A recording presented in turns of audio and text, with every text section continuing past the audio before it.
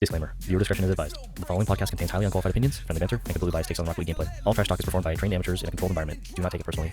Nothing said here is meant to offend, only to entertain and push each other to play at our peak. If you find yourself getting roasted, play better. This is CrashCast. No breaks, all boost. Welcome, everyone, to the third episode of the podcast, the CrashCast. I got Gold Moon and Days again, sir. And we're gonna do good, Gold Moon. How you doing? Oh yeah. I'm doing good, Days. How you doing? I'm here. Well, we're gonna do these second and third round picks. We aren't doing fourth because you're just a sub. Get on the main roster. Let's get it. You know, come on. All right. Oh, Now, they have subs. yeah, they do have subs. They have a fourth round, but we're not gonna do that. Get on the main roster, guys. Come on, be good enough.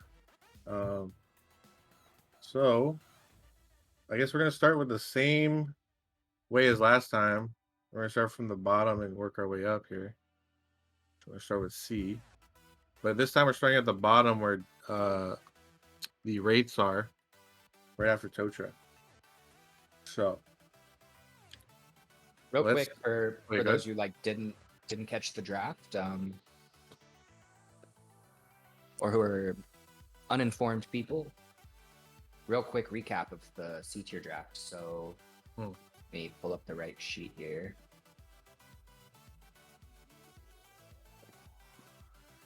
All right. So the first pick in C tier was Shuck. Big shout out, Shuck. Good shit, bro. Yep.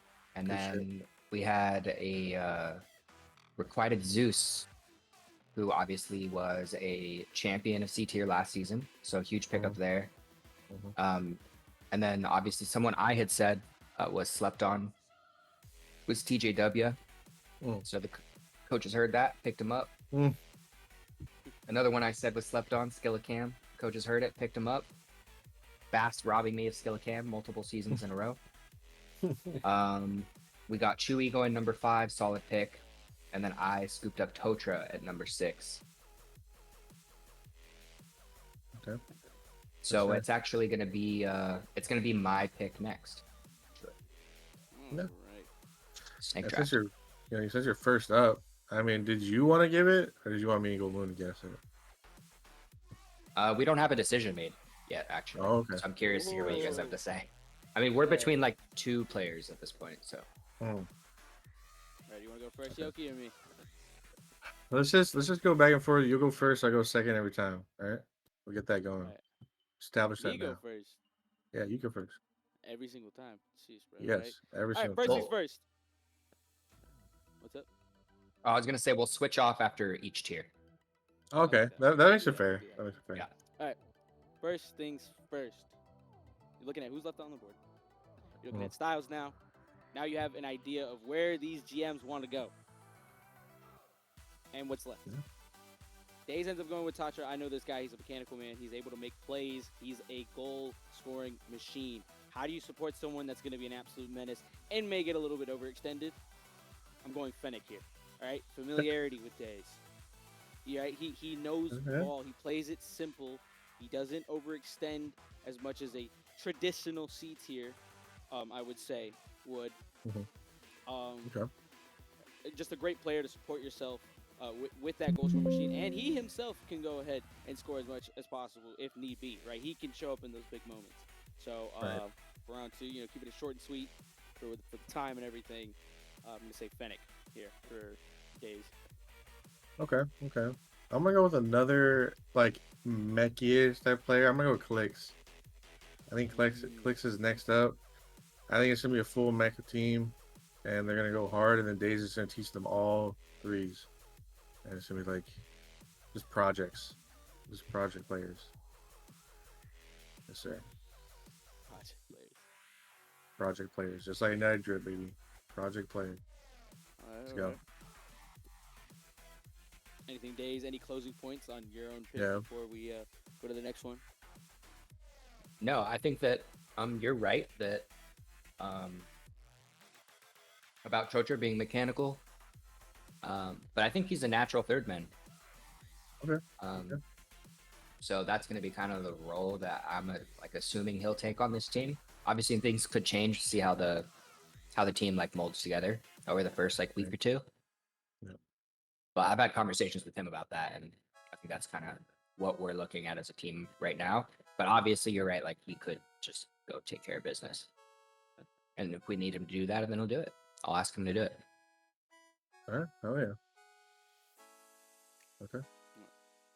Next up is Mule League. So I learned a little something about his thinking process. I'm gonna keep it under the ropes, right? So that way the Okay. GMs don't, catch on to some very, very nice secrets here. But because of his teaching methods or his coaching methods, and his recruitment process, for my second round here, based on what it is, based on who's left, what I'm seeing an ant pick here, right?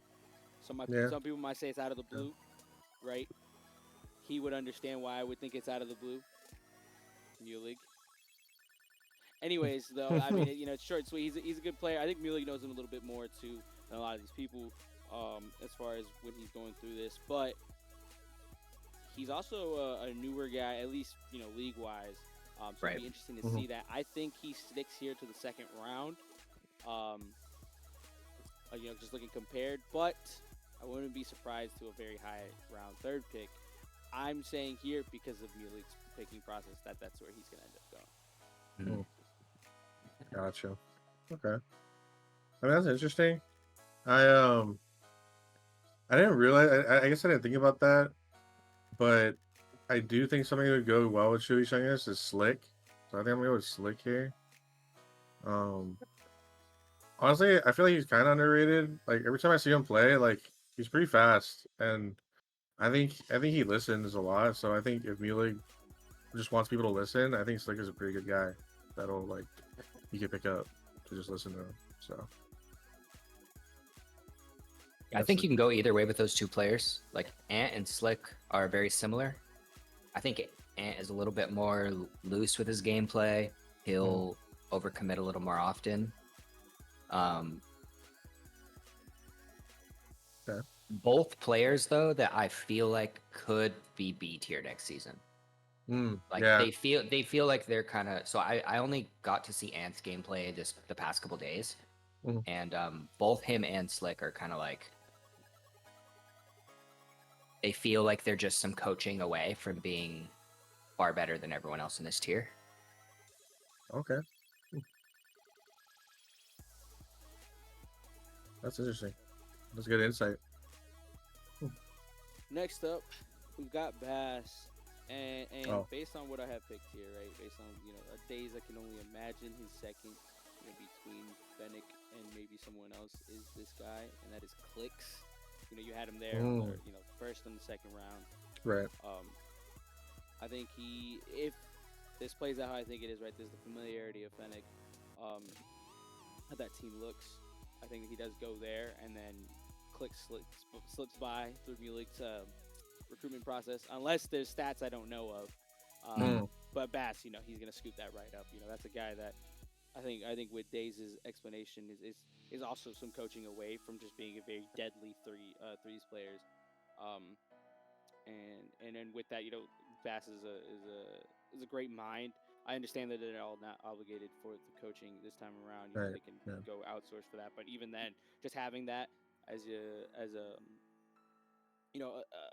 little bit on your a phone call away, a voice chat away, in Bass, and then Skillicam too. With that, that's going to be a very deadly 1-2 punch. A lot more offense oriented, which I know Bass really enjoys. Okay. See, I was thinking like I was going a different direction with this pick because I feel like if Skillicam is really solid, I think a good second man that can help just do the other stuff that he's not doing is Friendly Fennec. And that's what I'm going here with it. I think Friendly Fennec would be a good support for Skillicam here in the second pick. If he doesn't fall sooner, that is. And if Clicks is all the way down here, I do agree with you. I think Clicks would be picked here if he does fall that far. So, yeah, gotta give it to you. Now, out of curiosity, I can't remember. I was on Bass's team slightly at the very beginning of last season, but was Friendly Fennec not on Bass's team as well? He could use the draft? Like, He was on my team and Oh, Sosa's was he team. not? Oh, Friendly okay. Fennec is Okay. a championship C tier Okay. player. Okay. Yeah. Yeah. Okay. He's a champion. He is a Nice. champion. Champion, get it right. Yes, sir. Which, by the way, to comment on. Actually, I'll get there when we get there. Okay. Now we got Goose. Gotcha. All right, now this is where I'm looking at. I see we got a little bit of similar things as far as to where this goes for the first couple picks in the round 2. I'm thinking Mhm. Goose. Then after this, you see what's left on the board. Mhm. You're going there, and now Slick being left up. From how I'm seeing this play out, Mhm. I'm imagining all this 4 here is the same thing, right? It's gonna be Right. these 4 going in the second round. Each one can go anywhere. This is how I'm envisioning it plays out. Goose. Again, you got TJW, which by the statistics that Days even brought up last time, is a very, very phenomenal player in these combines. And, with that little bit of a big thing, I think with what Day said isn't just about any team, or any tier, but especially in C tier with the coaching. You get them that little bit of coaching, and they go one of two ways. Do they take it well and they succeed, or do they just kind of brush it off? Here, I think this is a little bit of success ready to happen, depending on where Goose goes with this coaching with TJW, and then following that up with a Slick pick here. Okay. Yeah, it's like if he gets there, it's him. But I don't even think I'm gonna go a different route here again. Which luckily I think it's a little bit better because I think our last session we kind of had a little bit of the same picks. But here I'm gonna go with Memento Mori. I feel like a lot of people have been saying some stuff. Like I've been hearing just like little stuff here and there that Memento Mori is like pretty good. So I feel like he might be a little bit of a sleeper, and Goose just snipes those players, like you said last session. He just snipes these players that like just turn out to be like really good. He just snipes them out. So I got him going there. I respect it. A big thing here. All right, this is the pick that I've been wanting to talk about, mostly because of that first round. So my own boy texted me, right? He said I disrespected him with the round 1 pick on, whether or not he was going to make it. I hope I was definitely right, and the only reason I know is because, hey, who haven't we put here yet? Beans. That guy, I can guarantee went up to B tier. Did I not state that? I think I stated that. You did. Going with Zeus here, it's the next best follow-up. When you're Sosa, you have the choice between the other 2 champions, and I think this is a new face for him. So your number 1 guy, respectable. He's a great player. I mean, I've played with him for the last 1,000 years. So he's got a lot. He's a sponge, right? He's gonna learn, and so who do you fill up with that sponge is a veteran. All right, you got the young face. Now you need to support that on this side of the town, and I'm going infantry here, right? A guy who's played in the league a couple times already. He's got the games under his belt. He has familiarity with these playoff rounds. So Sosa, I think, with this, it's just gonna look towards that pick there, and just help Zeus get a little bit more comfortable in here. And I think that's gonna be a really nice 1-2 that can happen. As far as for goal scoring comparatively to the other ones, I don't think it's going to be as up there, but it's definitely going to be a very flashy potential there, and it's going to be very exciting. As much as we are here to compete, we're also here to have fun, and I think that pick is going to make that a really good time. Zeus is very much on a mental side of things for this game, so you give him good vibes, he's going to perform just as well. So infantry, great guy in that. Okay. So I think I agree with that. Like I think Sosa is gonna get infantry eventually. I think he's gonna bet on getting infantry later, and he's gonna go with Witty here. Okay. In the second round. Because I feel like if he lets Witty fall to Fishy, I feel like Fishy might pick him in that 3rd round slot. But we'll see. We'll see. But I think Witty goes here first.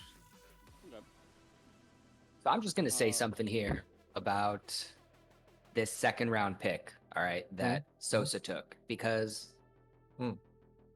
out of all of the picks that came in C tier, this is the one that I was like, what? Like, what just happened? I was I was shocked that Zeus went second. Oh, That's okay. my boy. He's obviously a champion, Mhm. so that's huge. Yep. But champ. to me, you pick Zeus second, and then you don't get to pick again until 11th. Mm, It's a long drop. And Zeus is right. a great player, but to me, Zeus is the kind of player that you plug into a team. He's going to do what he has to do. He's going to create for other players, in my opinion. So this is going to be really, really interesting watching this team moving forward, because Zeus is he's gonna have to have that firepower this season. So I'm excited to see what's gonna get built around him and how Sosa plans on molding Zeus into that star power player.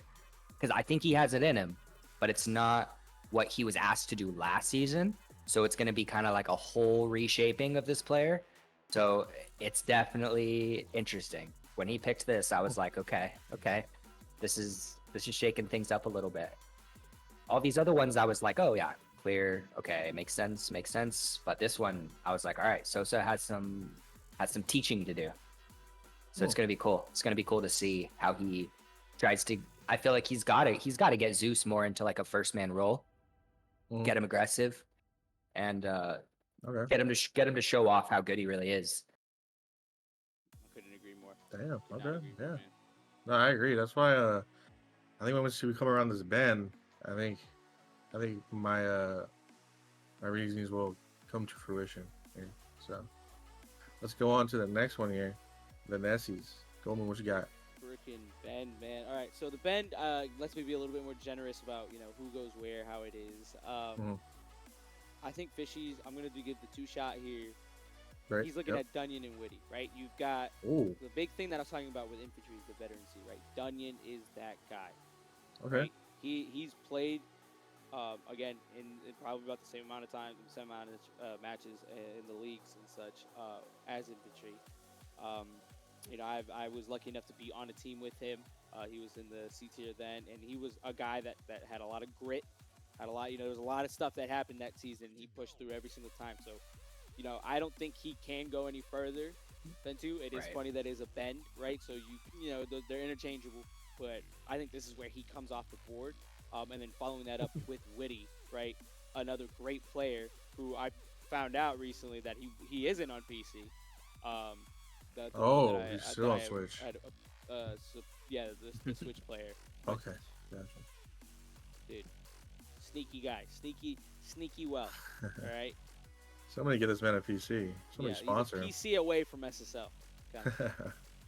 Just looking at that team, like just to start, Shuck, Dunyan, Whitey, like if that happens, that's a top 4 team for sure. Like that's a playoff bound team. Okay. That's a good squad. But yeah, definitely, 100%. However, I think now that Ant hasn't fallen here yet on my side, I think it goes Ant and Alpha 762. Okay. The reason being is because like you said before, Ant is a little bit more loose. I feel like Shuck is one of the loosest players. No pun intended. Okay, I don't mean that in the other way. But I think he's a loose player. I think Ant's gonna like that, and I feel like Alpha is also a really like loose guy. Like he's cool. Like he's chill. He doesn't he's not really confined. He's more malleable, and I feel like these three if they play together, I think by the end they'll be so meshed together that they'll just be able to read each other, even if though they're all super not. I guess what is the word I'm trying to say? It's more like instead of being so rigid. But right. I know I said malleable earlier, but that's also not kind of the word. But yeah, around there. So yeah, that's my ideas there. I think that team either wins games 5-0 or loses games 5-0. Yeah. That's how that's gonna go. Coming around here now to Sosa, so. Yep. It gets tougher for me personally because I'm gonna be completely honest, right? The names that are starting to get checked off and what's left, I'm starting to feel like a guy, taking a test without studying it. I really know a lot of these names, a lot of these players. There's still some left, but one of those that I feel like is that I don't know too much about personally. I've had a little bit of a chance to see his performance that I think can go here. especially with a team like Sosa's. And I'm gonna go ahead and lock in Preet Okay. for the round 3 pick here. Right, it's rounding it off. Interesting. You got the young gun, the veteran, Okay. and I imagine Preet's that middleman, right? You know, he's not that fresh of a Rocket League player, I guess is what is how I would say it. But you know, he's still very malleable. He's got a lot of habits he can now develop through this team, you know, for the better. And it allows, I think what I really like about this and what I'm envisioning for Sosa is it allows any one person to become the big shot, right? Infantry is a highly capable player to do anything mechanical, whether that's setting up the play or even scoring on his own, which is very possible in Seats here. Same thing for Zeus, right? Hey man, just recently I saw him go off the wall for a ball. That's pretty huge, all right? that's when that's when it starts going up.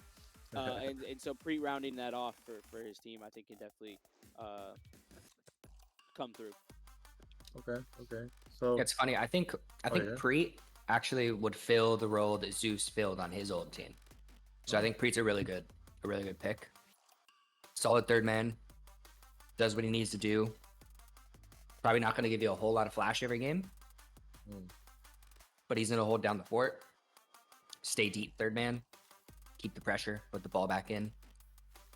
And yeah, I mean, with this type of team, I could see this being like a very similar play style to the way that Sosa coached him up last season. If this, was to pan out. That's interesting. All right. So, as you can see on my list, though, this is where infantry falls. I think he would get Witty first because I feel like Fishy would get Witty if he goes past, but I feel like then Fishy would go a different route. If Sosa picks Witty first. So now, not only does Sosa get Witty, but he also gets his veteran player of infantry, like you were saying earlier, Golden. I think they do need that type of player, as a veteran player to help them through. So that's kind of where I was going with it for the Sosa pick, rounding off his team. Now Next going up, Goose. we've got Goosinator. All right, Goose. Yeah. Find it off quick. Alpha. I see Slick, man. I can't imagine Slick without Alpha this far. And those players, to me, in my head, perform alike. And that's not to say it's for the bad, but, for the better. They're able to be interchangeable in their positions, how they need to fill it in. And with a guy like TJW, I'm imagining TJ being that number one guy a majority of the time. But you need someone who can pick up the slack on those off days, on those off games. It's a series. You're not trying to just win it in one. You need to be able to perform all the way throughout, which even in playoffs, when it becomes a best of 7 and it's a more long drawn out, who are you imagining can keep up with that endurance and perform in those big moments? And I think rounding it off would be Alpha there for Goose. Okay. All right. So I agree with you earlier about the Dunyan, by the way, because I don't think he should fall this far. But honestly, the names on this sheet is crazy. So I'm gonna go with the Battle Bus Master, Dunyan. Okay. I think him running off this roster with TJW, since honestly I've been seeing TJW, like his game is good. So I feel like Dunyan, now he's gonna have like really good teammates, and I want to see him perform this season. I want to see him win a lot. All right, I think he falls this far. Just how it goes. Just how it goes in the draft. Sometimes. Next up, Bass. I've got it got a little bit tougher here because of the I feel like my last 3 I could maybe mess around with, but I'm gonna lock in OG Geet. Okay, yeah. Silent I player. was thinking about him too. Yeah. Very sneaky, I would say, right, of how well he can do. And in a team like this with Skillacam and Clicks, I think is going to go and take him to levels that he wasn't ready for. And you like as good as you would love to have a bunch of very capable, mechanical, yada yada, can score when they need to on the team, you need somebody to hold it down when it comes down to it, right? When I see Skillacam and Clicks, they could every now and then play that third man, but I'm not counting it as much as I want them to be the goal scorers, because that also builds a habit for them to try to forfeit, themselves back into that position. So having someone grounded, right, the Garrett G of a team, right, that I feel like that's going to be OG Heat here for Bass. Okay. So on my side though, I already have Friendly Fennec to do that kind of for Skillet Cam. So I'm gonna go tweaking out because I feel like he's a little bit of a half and half player, and I feel like he can help both sides on this part, and they'll be a pretty balanced team. I think they'll be balanced at that point, I respect it. Plus, I think he's also known from last season pretty well, so I feel like he might go here. Again, following the coaching methods and the recruitment process, I feel like I'm gonna go ahead and just quick shoot out T Slays here, rounding off that team. It's a bunch of young guns ready to show the world how it's done. You got Chewy as your main man. Love that guy. He's a guy that's gonna grind when it comes down to it. So when I see him supported with Ant and T Slays, it's gonna be a very big competition here. Who's gonna slime out there and really put themselves as the leading role. This is going to allow Chewy to do just that. You don't want him to be overshadowed too much. And T Slays, really good player. Just solid all arounder, right? And he gets the job done. Okay. Now I don't know too much about T Slays, so that's kind of why I went with Q-Full here. I went with Q-Full because I feel like he's not a 4th rounder just yet, but I think coming around this bend like soon, he'd at least have to fall here because he did play not too bad. I feel like last season he was a bit like lost in the stats. He's just one of those players that are lost in the stats, in the middle ground. I feel like he'd be good here, just Makes helping sense. out Slick and Chewy. So yeah. All right, Days. It's round 3 for your This team. is where it gets like absolutely random because you guys have like some of the same players, but Yeet on one list, T Slays on one list, Q Full on another. It's really hard to say like who will actually be left on the board, and I'll be playing it by ear at that point. I'll just be on a call with Totra. Obviously, we do get our 2nd round pick like basically for free. Whoever we want, we get him. Right. So yeah, we're just gonna be in a call, see what we got left, and we also get to pick the 1st and the 4th round. So we get like the highest quality sub you could ask for, which is awesome. I would be interested. Do you think you'd be comfortable with saying, if it stacked up with like these as their picks? Actually, I guess maybe not. If this is the realistic picks, like either of theirs, I don't know. Are you comfortable sharing who you would pick in this situation as your 3rd round? I'm looking at someone who's like not been talked about at all, and that's Orange. So he is like a C3 player peak, but he only played 10 games in combines. So I would probably like need to go watch some tape on him. But I would say Orange is probably up there, and then Mercules as well is another like almost C3 peak that I'm actually surprised that no one got on this list so far. He literally can't fall further, so Orange or Mercules for sure. Okay. Respectable. I feel like if this actually happened, my team would be bust. Like my team would just be insane. Like other coaches don't let this happen because my team is gonna smack y'all. Whose do you like better? Do you like Yoki's lineup better, or do you like Goldmoon's, or do you not want to say? No, I think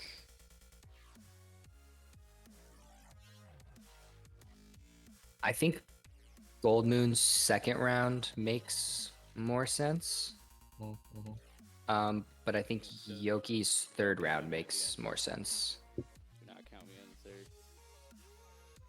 Who do you guys think, like, so, like, once we have all these picks, right? So, I mean, for the round 3, you guys can obviously throw in your ideas, but who do you think here scores most goals per game this season? Out of this list? Yeah, out of the C-tier players. Yeah, I'm gonna say Infantry Boys. Personally, Interesting.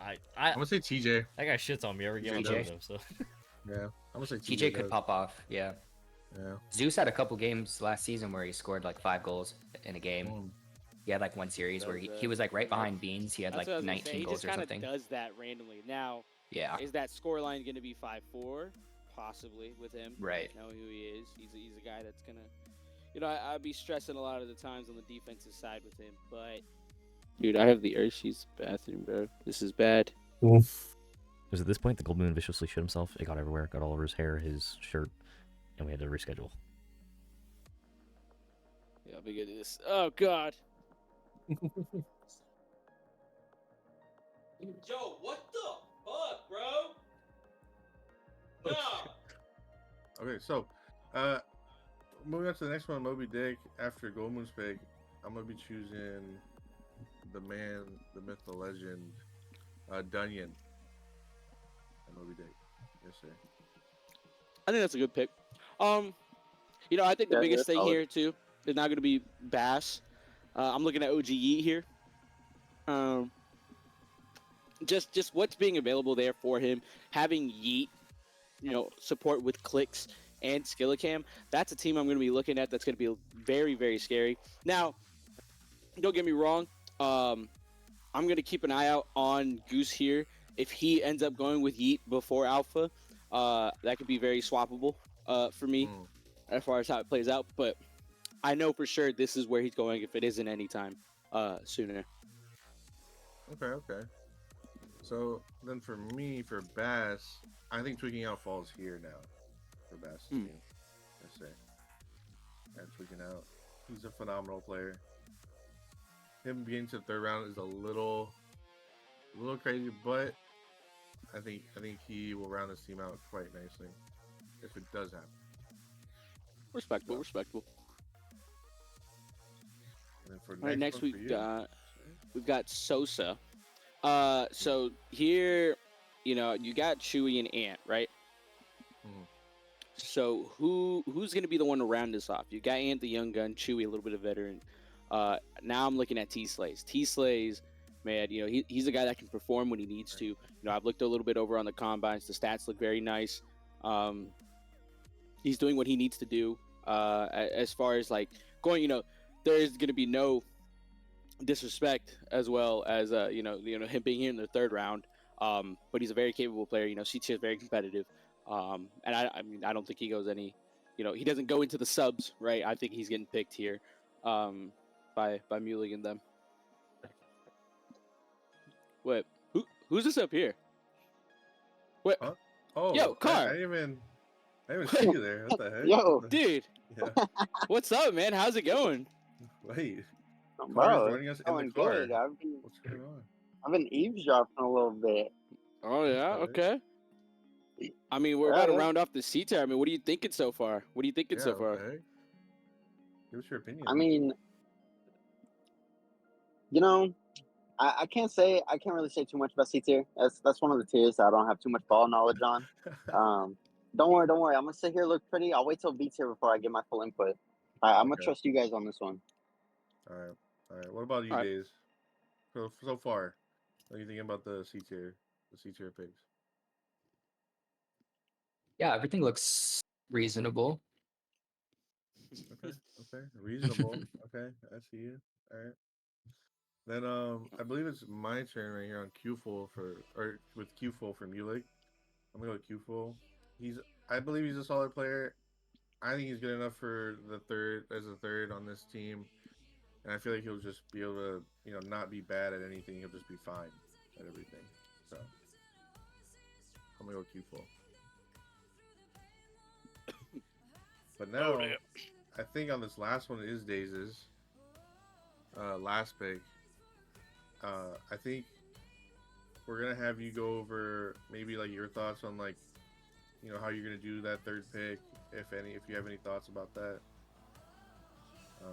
or if anything you want to share. For your third pick. Yeah, I think the third pick is just really hard to say. It's so far out. Like, by that point in the draft, I really have no idea who's going to wind up being left. It is nice that I get to pick like the last pick on C tier, and then I'll get the first pick for sub. Yeah. So I'll basically have as good of a sub as I can possibly get.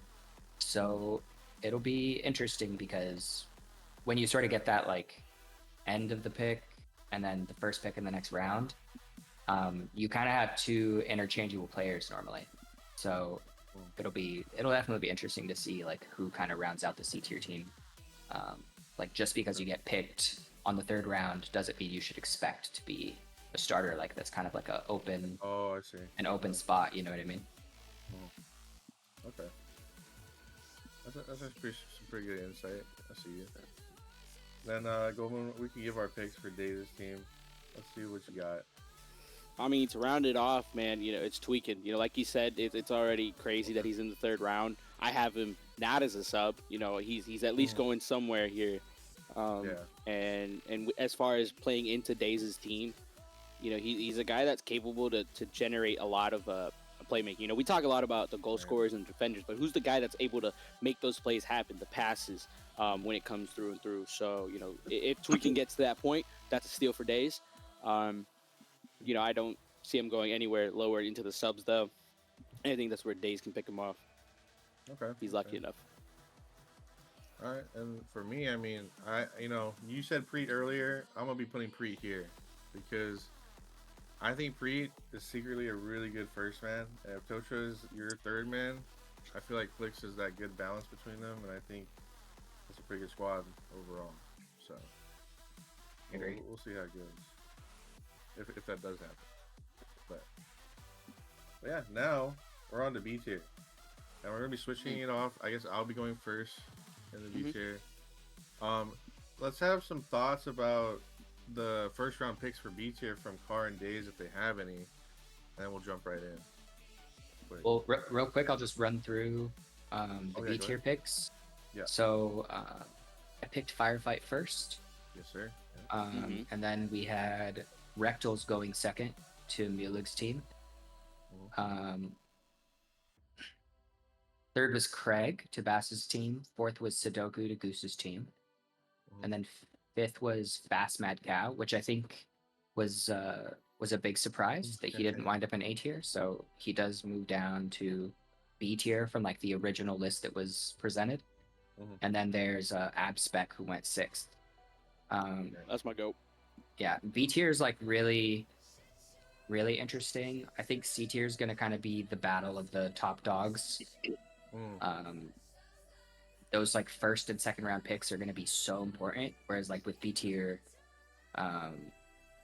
all three players have got to be on the same page. Everyone's got to be playing well. You can have a Rectals on your team, like guarantees you kind of a goal and a half a game, honestly, at that tier level. But that's not going to win you the game in B tier. So you have to have players who can support him. So that's why I personally went Firefight. He's kind of like a plug and play kind of guy. You can put him on any team. I felt like I could build around him really easily. And obviously I get the 12th and 13th pick. So, I'm going to get like a pretty decent team around him. There's still so many good players left. Yeah, there's a lot. I'm looking at the list right now, and you can get a real mean second man. I mean, people like Wolf are still up there. People like Dre, Eclipse Frog, Enzo, Eric. People like Scat. I think Skeeter has a lot of potential behind him. I think put Skeeter with the right person. There's a lot there. The Ryan's still available. Blue G, Broro with his insane defense. I mean, there's so many good picks here. Eclipse Frog, Skeeter Boy, No Walt, Dre, Germ, Kiwa, or actually, I guess. I think he was out. He was out. Yeah. He came back out because the Goat Wolfer came back. Yes, sir. Yeah. It almost feels like 100%. But it almost feels like in B tier, the second round is going to be another like streak of really strong players. And going into the third round, it seems like there's going to be half of really good players and another half of players that you kind of just got to fill in for. I think B tier is going to be really interesting this season. Yeah, it really is like about the GM's like IQ levels, like how well can 100%. build these teams. But I'm gonna go into my second round pick for Fishy though here. I think the best person to pair with X Spectre is somebody who, in my opinion, is the next best player on this list, Eclipse Frog. In my own personal opinion. Yeah. Interesting. Yes, sir. All right. What you got, Goldman? Got me. I mean, I'm a counterpoint here. This is going to be an interesting one. Again, with the list that we have, it's a little bit of guessing. Yeah. Because I feel like seeing these first rounds, it almost answers my question. So Mm. I've got Blue G in for the round 2, but Okay. I don't actually think she's B tier. Okay. Because Okay. I'm looking at the A tier list and I'm seeing some moments where you can swap out Blue G in for the first round. She's a great player, loves playing the game, so you've got someone that's consistent, plays through. Even though she's EU, she doesn't actually lag that much, so it's not even a worry there. So I've got that going with Fishy, with that combo on the Spec and Blue. I mean, they've got good chemistry. They're able to have the vibes up at any point and can perform really well there.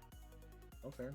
Yeah, that's true. Actually, like the vibes should be there if you're playing with Ab. I mean, Ab is a S plus, in vibes.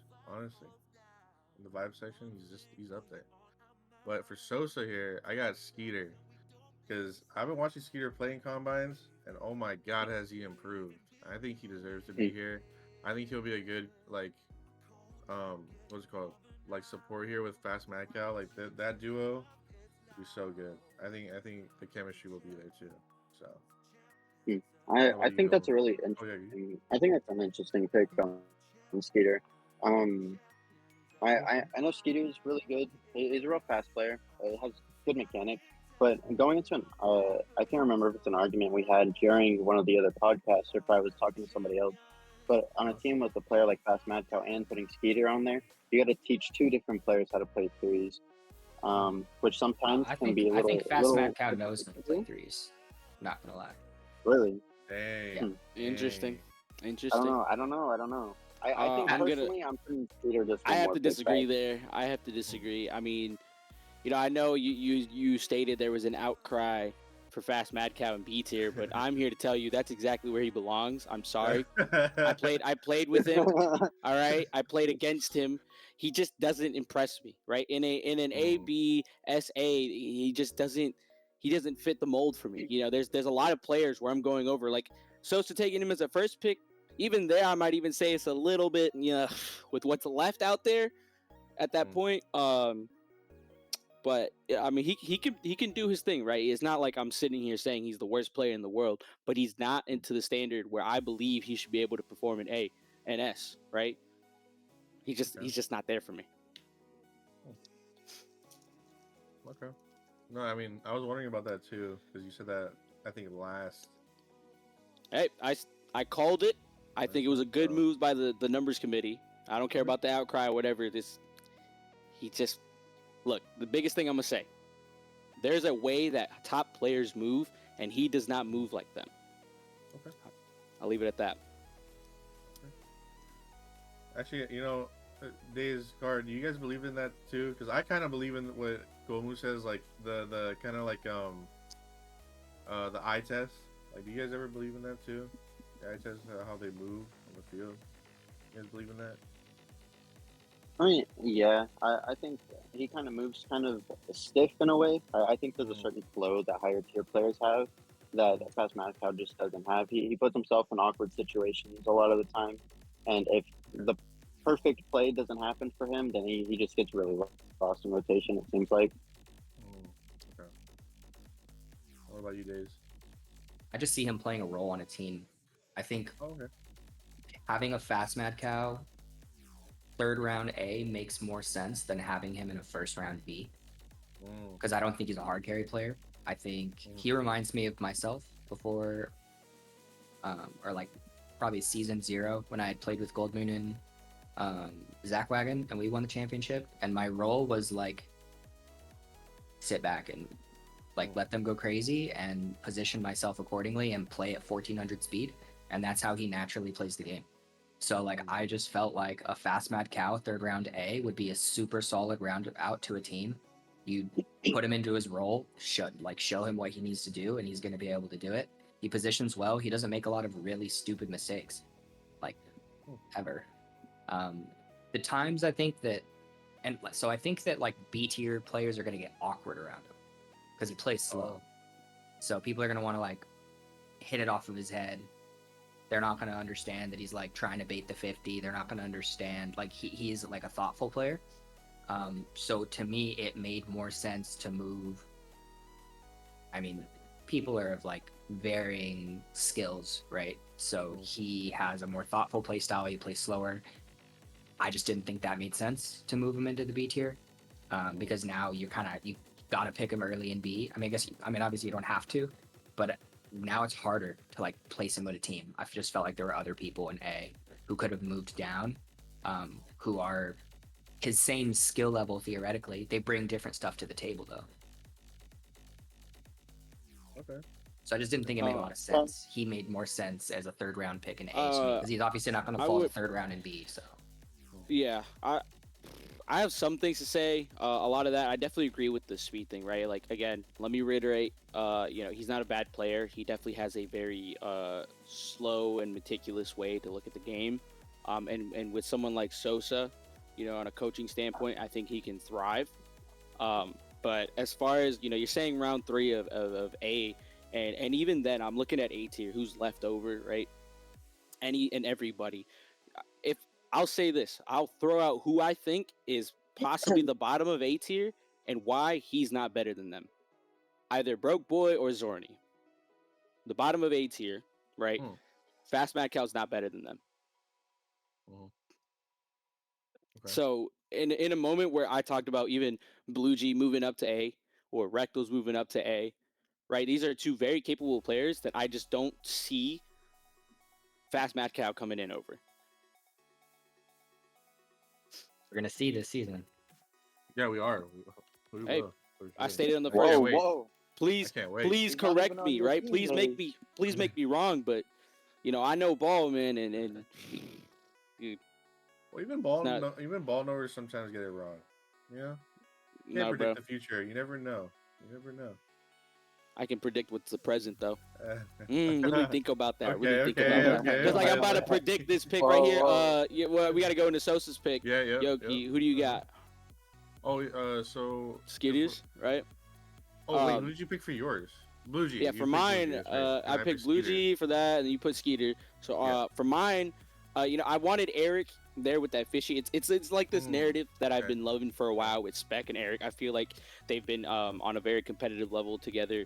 I believe in the B tier last season. I feel like they were always neck and neck, and who can perform when they needed to.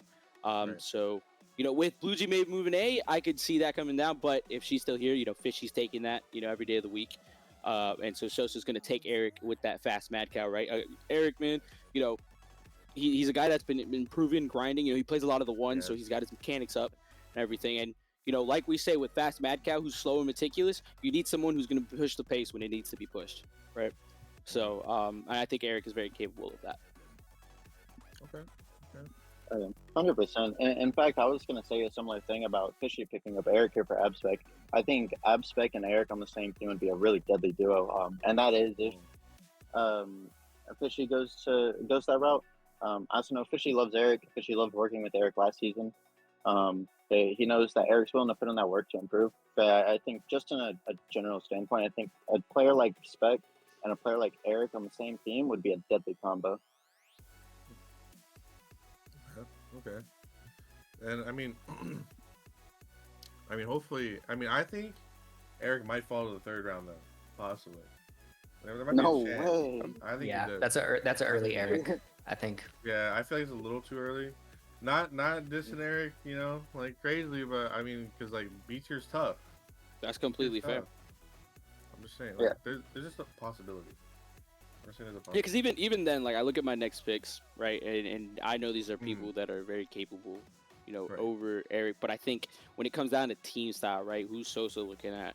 Who does he want to support with Fast Mad Cow, and who does he trust to put in the time, right? Because you could bring out the stats or whatever, right, but at the end of the day, who's going to be there to perform? Who's going to listen? Who's going to be that sponge? And I just think Eric's just going to fill that mold. Okay. So for me though, on the next pick, I'm gonna go with Scat for Goose. Okay. Scat with Sudoku. I like it. I like it. I think Scat should be A tier. So I feel like now is his time to prove that, like, hey, this is my time to just show out, win Goose a championship in B tier, and then come back to A with us. Come back to A, Scat. Come on back after this little stint. All right. So I like it. what do you think? Here I'm going with a man who I feel like Goose can snipe out. I'm going with Dre. Okay. He's been on the come up. He's been a little bit off the game for a while back. He was a KBM guy. Started to make his journey on controller. So I made that comparison of him on KBM is very much A tier, but controller you definitely want to slow him down a little bit. Get him back into the swing of things, and look, with someone like Sudoku, where it's this very grounded player. Sudoku's very, he plays the ball when he needs to. He doesn't try anything too overcommittal. And Dre's that guy that's just gonna send it. I remember that season 0. He's a very mechanical player, tried to do a lot. Now, was I him and shut him down every time? Of course, right? But I'm not in beats here. But he can definitely perform there, and I mean I don't think he goes any lower than this. This is something I will state that I feel like he could get picked up earlier, just on anybody's knowledge of knowing who he was before. But it's just who's going to take that gamble, and I feel like Goose is very much going to be that guy. I actually feel like if anyone's going to take that gamble, it would be Sosa, because I mean I'm not saying Ignite Drip is like a gamble per se, like he is a good player, but like I feel like he might be banking on like the future, like near the end of the season. So maybe Sosa gets him. I don't know. But moving on to Bass, though, unless anyone has anything to say about anything so far. I mean, I was going to talk about the Scat pick. Okay. I only think it's interesting because after playing with Scat last season, Scat's a very laid back player as well. And Sudoku also plays that kind of play style. I think maybe it could clash, but I also do think that Goose would be the guy who would be able to teach them, like, hey, it's okay to go here. Hey, it's okay to play patient here, etc., etc. So I don't think it's a horrible thing to state. I do think maybe there are better picks for Sudoku as far as support goes. I do see Scat playing along a more aggressive kind of player. Maybe somebody like Rectals, maybe even somebody like Craig or Firefight. That's where I would put Scat personally, but I also do think putting him with Sudoku isn't a horrible idea. I think Goose is capable of getting him to that area he needs to be in. Okay, yeah, I was thinking like Goose might work with Sudoku to be a little bit more confident and stuff like that. So I was thinking maybe Scat here is like not like it's like a more overall pick rather than like going one way or the other. That's what kind of I was going. But I see your thought process though, for sure. Yeah. Pretty cool. Yeah. But did you say your pick? You said Dre, right? Yeah. Okay, so then the next one, I think something that would be pretty good to pair up with Krieg would be Blue G here. Now, I'm not saying that Blue G should be here. I think she's already underrated by the time we got like past the first round of picks. But I think possibly she's just being underrated this season. So I think she will be in B, but that's only because she's being underrated. And I think she's gonna fall here with Krieg. And I think this is gonna be a nasty duo for B tier. And I think Blue G is gonna perform really well with Krieg. Get like a top 1 through 3 finish this season in playoffs, and then probably come back to A.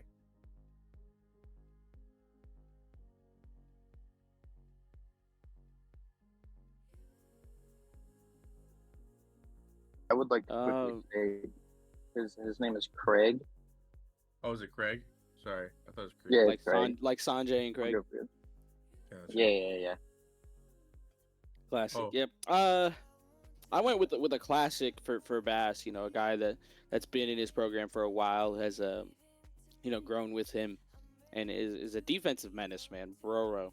I think Oh, okay. Bass, locks that in. There's that chemistry that they have that I think just allows them, to set themselves up for a good third pick, and B, the flexibility of whoever that third pick's going to be, what your team's going to play like. Burrow can fill a lot of those gaps.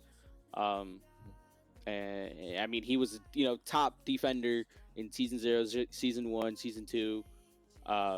This guy's no joke. He performs when he needs He to. isn't. Yeah, Burrow's really good. I agree.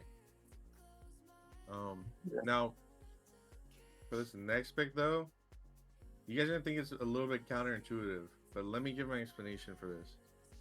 I think the next pick that Muley picked is Wolfer. Now Okay. this might seem counterintuitive because Rectals is known to be more of a aggressive player and that kind of stuff, but look at who the GM is. Okay, Muley, I never thought of him to be an aggressive player. I think he's gonna mold Rectals. And I think Wolfer is gonna be the perfect next person to go with the new Rectals that'll come out this season. Okay, that's where I'm kind of going with it on this one. Okay. Yeah. I think for this pick, I think this would be a perfect place to put Scat at. Oh, you're right. Yeah. Well, it's close, but a big thing. This is a big factor, I feel like, with the predictions here, and why I picked who I thought it was. Muley's, when this comes out, and the drafts are picked, he probably has told some people how he's picking his people, and through that, I think he's picking Alex here. There's familiarity there. He's a guy that listens, right? He's just gonna play the game when he needs to. He doesn't let the EU ping deter him, with that mental side of it, which is, I feel like, a huge part of the game that I feel like he has a good control of. So I think that's where Muley's going to go with here. Okay. That's interesting. Well, damn. I mean, now we're getting to Days. I mean, Days, your thoughts True. so far on the draft, and maybe you're gonna give us some opinions about what you're thinking next if this is how it goes. Yeah, so out of what we have so far, I feel like Germ is a really good pick here. Okay. I'm really hoping my fellow compatriot GMs don't pick up Scat. That would be awesome. Okay. Let him Let him order come this on squad. down. Yeah. That'd be I- incredible. I do have a question for you, Days. Yeah, what's up? Knowing that Firefight, Chow, and Eric all were able to win B tier last season, do you think that there's a high probability that you pick Eric or Chow here? I would say probably not. They had Drew Okay. on that team, Mountain Drew. 100%. He was a big piece. And he was Yeah. he was the 100%. catalyst to that. So I guess I'm sort of asking Firefight to fill in that role, right? Like, we need you to be that guy. Got it. They were in fact more of a it was more of a Firefight Drew, like kind of like dynamic duo. And if you talk yeah. to Drew, I've talked to you about it so many times. But Firefight, he participated so much in that as well. He kept Drew's back the whole way through and through. Yeah, so I need to get But Drew yeah, his I Robin, was you know what I thinking mean? And I don't know if Mm. Eric Yeah, or yeah. Chow are that piece. I'm looking more at a Germ, Yeah. a Scat.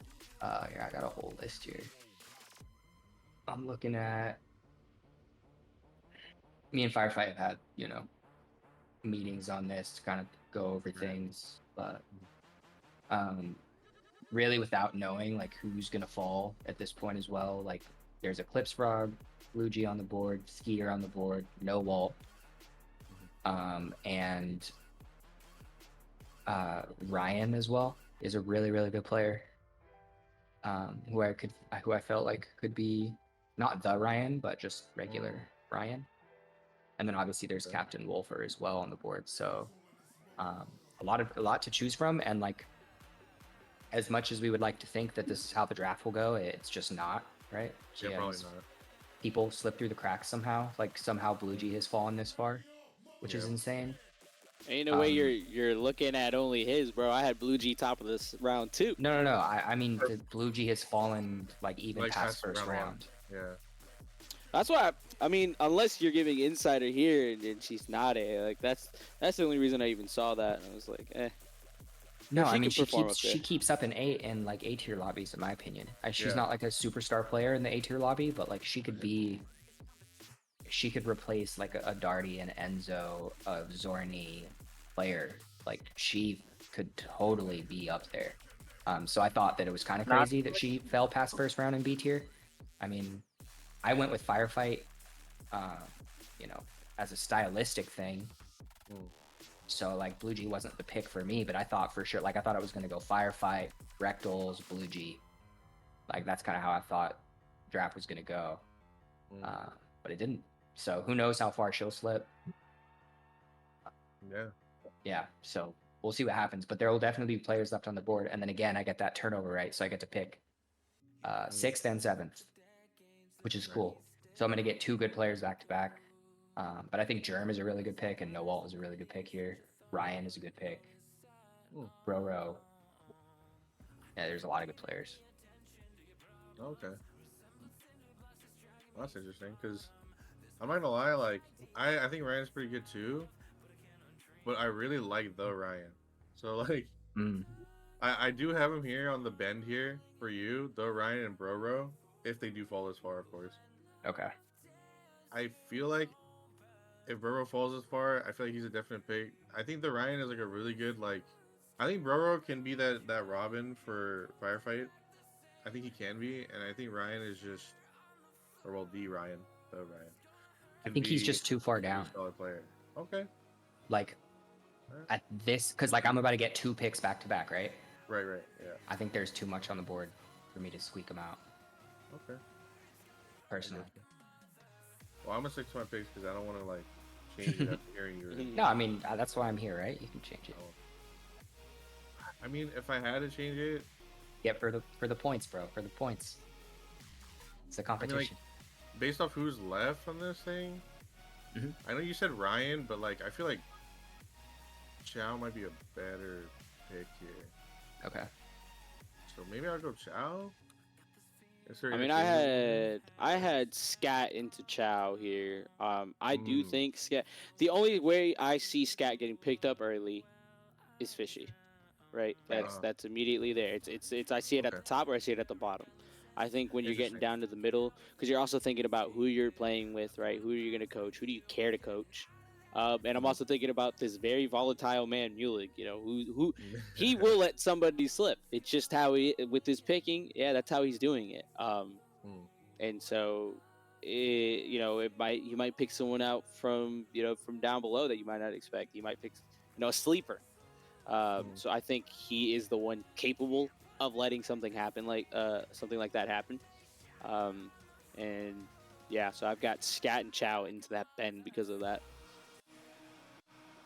You know, I'm gonna go ahead and state a player that we haven't even touched on yet, going into round 2, and I think Daze is taking Enzo here. I think Enzo and Chow are gonna be on this bin. I'm honestly surprised we haven't said anything about Enzo yet. But I think Chow is learning to be that slower, patient player, and I think Chow's an extremely underrated player. And I think Enzo's gonna be able to create that chemical, bond with Firefight here, to create just a really powerful offense, but also a really capable defense. Hey, sorry, just out of curiosity, Goldman, I have it here that you did Scat as Rectals round, or sorry, not Rectals, but Jormungandr, or whatever the hell, round 2 pick. Is that not correct? For what? Sorry, you're saying that you're going Chow and Scat in the bend, but I thought you had done Chow for not Chow, but Scat for Jormungandr team. The Jormungandrs? You talking about from Mulig? Yeah. No, I did Alex. He went Alex. Oh, He did Alex. Yeah. How did I miss that? All right, my bad. Yeah. All right. Well. All good. Yeah, dude, that's that world serpent right there, bro. Jormungandr, bro. That's the goat right there. I only know him because of God of War. Yeah, God of War. Shout out God of War, getting me interested in every single mythology. Nothing like a quick time event to bang somebody. You know, that's a classic. Never forget, man. I'm Press just the saying, circle. I was in AP Greek mythology in 6th grade, so that's why I know shit. I don't know Jormungandr, but whatever the fuck though. So. That's Norse. That's Norse. Oh, So okay, yeah. I'm a little bit of a nerd. Anyways, taking it down now to Mulek, Yoki. Who do you got here after that bend? Okay. Real quick though, I do want to say about the Enzo thing. I'm predicting he's an A. That's why I haven't had him gone like so far. I'm predicting he's an A. And then now I'll move on to the Mulek thing. For the I third round respect pick, that. for Mulek. Oh, I mean, like, I think he has the popularity. Look, he has the charm. He has the popularity. He has the skill. You know, I think all those things just push him over. I think all of it just pushes him over. Right? I don't think it's Pushes pure who over? skill. You talking about Enzo?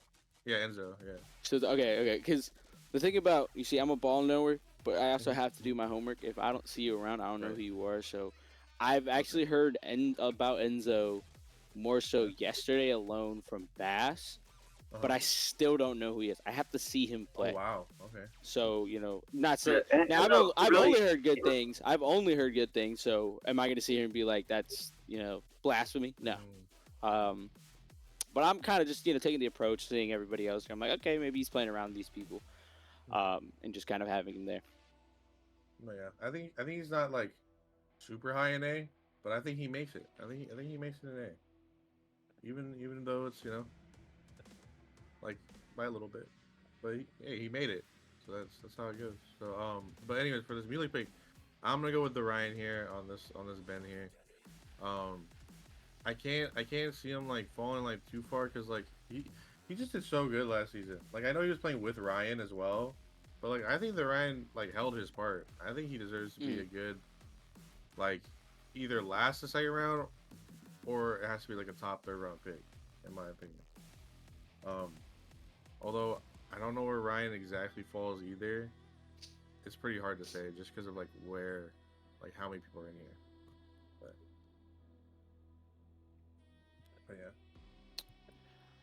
yeah. I ended up going with a little bit of a familiar face. Everybody knows the man, the commissioner from last season, Cool Nerd. Okay. I could definitely agree with the Ryan stuff. I do like him as a player. He's fun to play with. I played a couple of times with him. Cool Nerd. I feel like again it's Mulek. Who's he picking? How's he going about it? What he sees left, and he Cool Nerd is a guy coming back after not playing last league. He's been doing fatherly duties or whatever. Freaking nerd. And now he's here. Having a comeback season.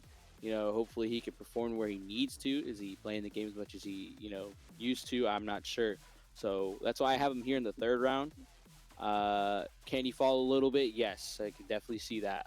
Seeing everyone else, Wolfer's back, so Wolfer can definitely go there. You've got Enzo if he's there. I even think another one, Noel. He's a great player. Noel, he used to be really up there. He stopped playing for a while. He came back again. There's a lot of these people. I feel like this is like the year of the comeback. This is the season of the comeback of a lot of these players. So, as far as how I see it playing, though, I think Mulek is capable of pulling that trigger on Cool Nerd. Okay. That's interesting. Any of the GM's thoughts? Car thoughts? What about Cool Nerd getting here?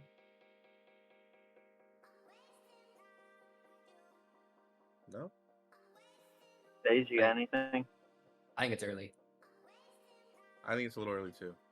I think he's pretty close to like middle to last of fourth round. Yeah, I'm like, he might definitely be in the fourth round. anticipating. I'm definitely anticipating someone. So who's picking? Let's see. It'll be Bass, Mulek, Fishy, like the last three picks in fourth round. I have this fucking fly in my face. You're good. I think that they'll probably wind up getting him. He just has a lot more inconsistencies than a lot of these players that I've noticed. He has a harder time scoring the ball than a lot of these players when he gets those open nets, whenever he gets those clear shots at the net. He's smart though. I mean, like he moves around the field well. He seems to be in positions when he needs to be. but I think just finishing is one of his biggest weaknesses and like something he could work on. And shooting, it is something that's fixable in 8 weeks. Like it definitely is. So if someone picks him early and they want to work on that with him, yeah, shooting is fixable. Like if you're mechanically challenged, like you can't fix it in 8 weeks, but shooting you can. So could be a pick. Yeah, 100%. I think No Wall or Germ would be a really good pick here. If I'm putting Scat with Rectals like I thought I was, then I think a Rectal Scat No Wall or Rectal Scat Germ would be a really good trio coming into this B tier. Okay. I think it just has a lot of good balance with it. Okay. Now, I haven't heard too much of Germ. He's all right. I played in a scrim with him. Yeah, he's a good, capable player. Okay. I mean, I think with some coaching you can get there. Okay. In B tier lobbies, he looks dominant. Oh, really? He looks in dominant? my opinion. Yeah, He he's just like needs the to- golden. What's dominant to you? Is it the guy that's playing the small ball right, or is he the guy putting up the numbers? He beats 2 every time he touches a ball. Damn. Yeah, but he's got to beat 3, or else he doesn't get the white shirt with the no sleeves. Yeah, you beat 2 enough times in a B tier lobby, and it's going to lead to really. I mean, good yeah, things. I feel like that leads to like a lot of good. I mean, I don't know. any lobby if you beat 2, it's kind of scary. It's like, I mean, oh. a lot of times you want to maybe the beat 1 series and I take had a was 50. 2-1 off. But Wait, what? No, I played a series with him, and he left a little bit left to desire. yeah, I mean, he's not as good as you. I'm the fucking best, I look at A tier, bro, because I ain't that. I'm telling you guys, everybody who knows last season, I only got S tier because I was a captain. Ain't no way in hell I was fucking getting that. Oh. Now, am I better than Nimbus, who was also an S tier? Yes. But here in A tier, I look at that list and I'm just like, I'm better than every one of them, dude. But anyways, to get to the point with Germ, no, Germ's a good guy. The thing this is what I will say that is good, that I think is very coachable. And you know what? Let me switch my pick. I'm gonna say Mula goes Germ here on Cool Nerd, where I had Cool Nerd. I'm gonna go Germ because you made me realize something too. He was really fun with the comms. Now it's a funny way to word it, but when there was a certain play happening, even just the vibes, he didn't really get down too much. It almost felt like he was so apologetic, even though if it was something like I even did, right? Like I make my fucking mistakes and stuff, and he would try to make it his thing, and I'm like, all right, bro, you good? That was me. But I think he's a guy that's capable through the right coaching, and especially on a team with Rectals, right? It feels like where Rectals is at, Germ can get to, right? So I appreciate that insight, and I will swap that there. I feel like it's a little unfair for me to swap because I haven't literally seen like anything. No, hey, it's the same thing with me with Enzo, right? Like I don't know where to really put him. No, yeah. So I'm unfortunately not gonna be able to put Germ on this list, but hey, Germ. If Daze is saying good things about you, I mean, I usually trust it. So, I believe you're good. But on this next one though, for Bass, I'm gonna go Beans 2K. I think he moved up. I think they're gonna give him a shot. Oh my gosh, yes. I think they're gonna give him a shot. I think somebody's gonna give him a shot at least, like at 3rd man. And if it doesn't work out, all you have to do is just put him back to sub, and then you're good. You know what I'm saying? Like, All right, good. So that's That was a crazy thing I learned. That I also, for a guy who knows ball, I seem to be pretty right sometimes, huh? Huh. So I'll say, I don't know if Beans cares if I share this, but well, I mean, like he's figured it out at this point, right? So obviously he knows he's either first round C or going to B, right? So he knows, and he was messaging me. He's like, "Days, am I going to be a sub, bro? I don't want to be a sub. And I was like, bro, I promise you, like, this is gonna be good for you. And I gave him the example of back with season 0 again when I was with Gold Moon and Zach. Is like, came onto the team, I was a sub, waited my turn, I shit the bed in our first Showed up. match, but I just worked on my game, and my motivation was I needed to be better because I needed to be better for my team. It's a really easy way to get motivated, and then you're also around people who are better than you. It's an easy way to improve. Yeah. And I think that easily being the best player on his team in C tier, he got to showcase what he's gotten, what he's got in his bag. But if you want to improve and keep pushing yourself, like, you do need to surround yourself with people who are better than you. So, yeah, I mean, even if he does get picked 4th round, him, to me, he's going to keep getting better. And so Yeah. I think by the end of the season, he'll have replaced the 3rd round player either way. Yeah, I completely agree with that. I think yes, he does become a substitute, but the thing that's interesting, I feel like with Bean specifically, right? He's the big, the big C tier guy coming up, having to prove himself in B tier, and I think he's gonna be one of those subs that gets swapped around a lot, and he's good as long as he's there. My message to you, Beans, just be there because they will call on you, and when you do, you perform, right? The only person's fault it's gonna be when you get thrown on that bench is gonna be you. So do what you can. Just keep working on your game, and you're gonna have your time. Okay. Well, I still stand by my pick. I think Beans gets the chance. I think he's given the chance. And if he doesn't prove himself, I mean, you just swap to the substitute. It's all good. I don't think it's crazy to give him the chance early. I don't think it's crazy at all. Oh, okay. I mean, you can wait for him to drop to 4th round. Yeah. But okay. like, he's gonna be a starter, I think, by the end of the season. He's gonna be matter. impactful. So like, you might as well just take him early because he's gonna be impactful for your team. Okay, I see what you're saying. Like, he's so coachable. Just bad. teach him how to play the game. At a B tier level, rather. Like last season, it was a C tier level, so it's like I wasn't teaching him to cut rotation. I wasn't teaching him to half rotate. Like we got to it sort of at the end of the season, but he was like super safe 3rd man, like 3/4 of the way back, and just cleaned up and just scored over and over and over. But you teach him to play the game at like a 200 MMR level higher, and he's gonna be able to do it. He just has to learn. Right. That makes me wonder.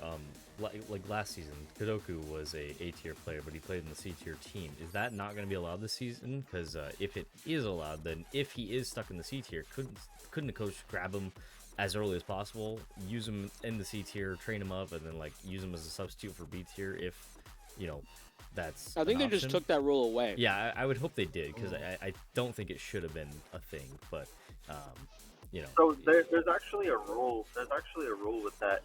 The only reason why anybody should get moved up, and I think this is a perfect example. Me playing in the S tier playoffs last season is because both Novi and Mulig didn't want to play. So you can only get moved up a tier if somebody is missing. But if they're there, then you can't play up.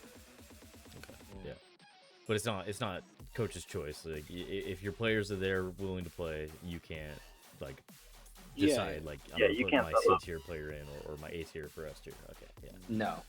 Good. I think that's a good change. So, but yeah, I was just curious because if he does fall to C tier, then like that would be someone's possible strat. Like you get like not the optimal picks for your B tier like 2nd, 3rd round or 4th round, but like you could use him as your backup. But glad that that's not necessarily how it's going to work. Yeah, that ended up getting shut down after Bass decided to put Kadoku in with Kyle in one of the matches, and Rob was there, but Bass didn't want to play Rob. So they ended up incorporating that rule mid-season. Yeah, there was also, who's that other guy? The good EU guy that was on Bass's team too. He got benched for Kadoku. Kyle? No, not Kyle. Askra? Nah, I can't remember his name. There was Blue. No, it was Fly Kid. Fly Kid was their fourth. Fly Kid was there. Yeah. No, but we got traded. So at the same time, I got traded out from Bass's team, A tier last season. There was another guy in the S tier that got traded out. Or it was Goose that got traded. and the guy that Bass got in return. God, man, what is his name? It's not Ryan Z. Block, is it? Dead guy? Oh, Yeah, Dead Guy. Yes, Dead Dead Guy? Guy. Yeah. Yeah. Yeah, Yeah. okay. It That's was the not same Pookie, thing. bro. Dead Guy was there willing to play, but got benched. Yeah. Oh, that was over on Condra's team. Yeah, he got Condra? traded from Condra's team to Bass's. I got traded to Yeah. Condra's team too. Yeah. Yeah. I remember that. I was like, oh, interesting. What a time that was. Yeah, what a Anyway, time. to continue the ball rolling, my Bass pick, I've got Wolfer here, right? Okay. Again, I think he slips a little bit past that Mulig. Wait, did I even get a? Oh yeah, shit, my bad. Yeah, it's beans. All right. But yeah, I mean, Wolfer's a great player. Very capable in threes. He's a great twos player, which Bass, again, this is the name of the game with Bass. The kind of guy that can coach the twos players into the threes that he wants, and I think Wolfer fits that mold for Bass.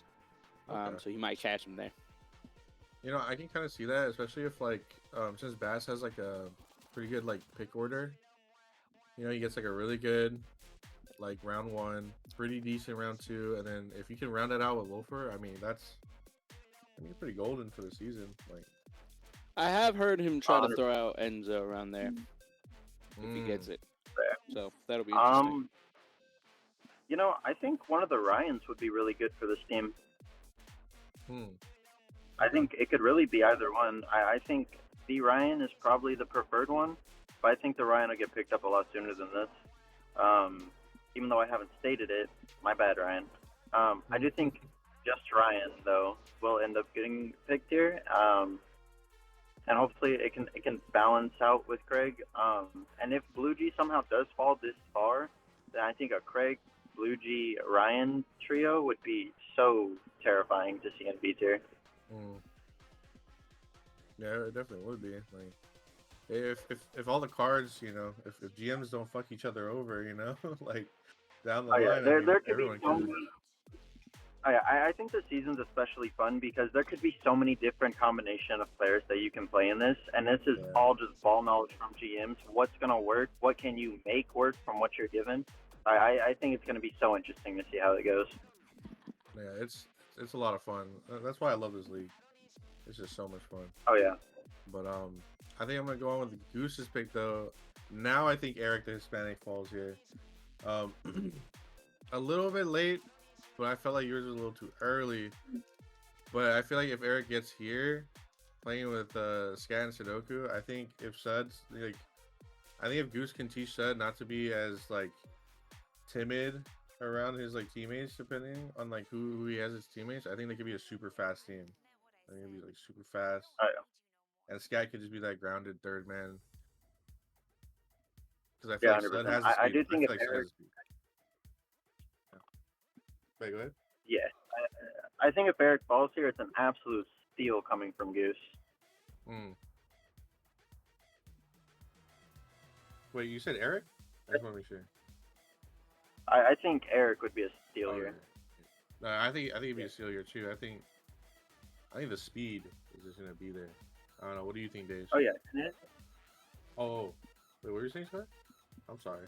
I was gonna say his off-ball play is so good too. Oh, okay. I see. Gotcha. Yeah, I don't know. Still early, Eric, for me. Still early? Dang, Still early. even now? I don't Even know. now. That's crazy. You still got Ryan on the board. You still have Spicy Shinobi that hasn't been drafted on your list. I think he goes fourth round. You still have Key, or no, Key was not playing. Have you picked No Walt yet? No Walt. I think Do if you you have Dre take on your No board? Walt, You don't have Dre on your board yet either. You say those names, but the same reason I put Eric high is the same reason why those other names don't really ring to me as opposed to him. Because Eric is playing every day. This guy's playing on the list, trying to challenge every single person, every single chance he can. This is a guy playing the game as opposed to a lot of those other names, right? And again, the moral of the story of the season that I've seen every single time is who can play the most with their team and who can play the game the most, right? And Eric fills that mold. So you say the early, But I don't know. I have to counter argue with that. Like it's just he's just playing more than these people, and he's coming with results too. It's not just a guy sitting there, going through the motions. I just don't think it's gonna matter as much this season. Oh wow. Okay. If we had a 14-week season still, then I think that would matter a lot. But if you lose your first 2 matches and now you're playing catch up, you only have 4 more weeks to try to get into the top 4. It might not matter at that point. You're at risk of losing your 3rd match in a row. Talent is going to matter over grinding, in my opinion, at the start of the season. Now, if you do wind up squeaking into the playoffs and a 4th seed, you're playing the number 1 seed. It's only 6 weeks of time to get better. It's not a lot of time. I see. That's an interesting take. I didn't think about that too. Yeah, I guess last season it was about like longevity, and now that we've shortened. Yeah, last season ever. It only felt that way because of Christmas, bro. It was literally because of Christmas break and all that. Yeah, Christmas break. Also, I bet it felt really long for you, Carg, since you were losing all the time. So it must have sucked. I would have been pissed all season. I was just losing game after game after game. I'd be like, holy fuck. I'm like, I can't stand it. It really did feel like it took like 10 weeks for the teams to start understanding what we were trying to implement as well. Not fucking mine, bro. Holy shit. And then really what winds up happening is you teach people all this shit, and then they don't even really fully understand it until the next season. So you're really just coaching them up for the next coach. Oh, that's fucked. Yeah. Damn, that kind of sucks. Yeah.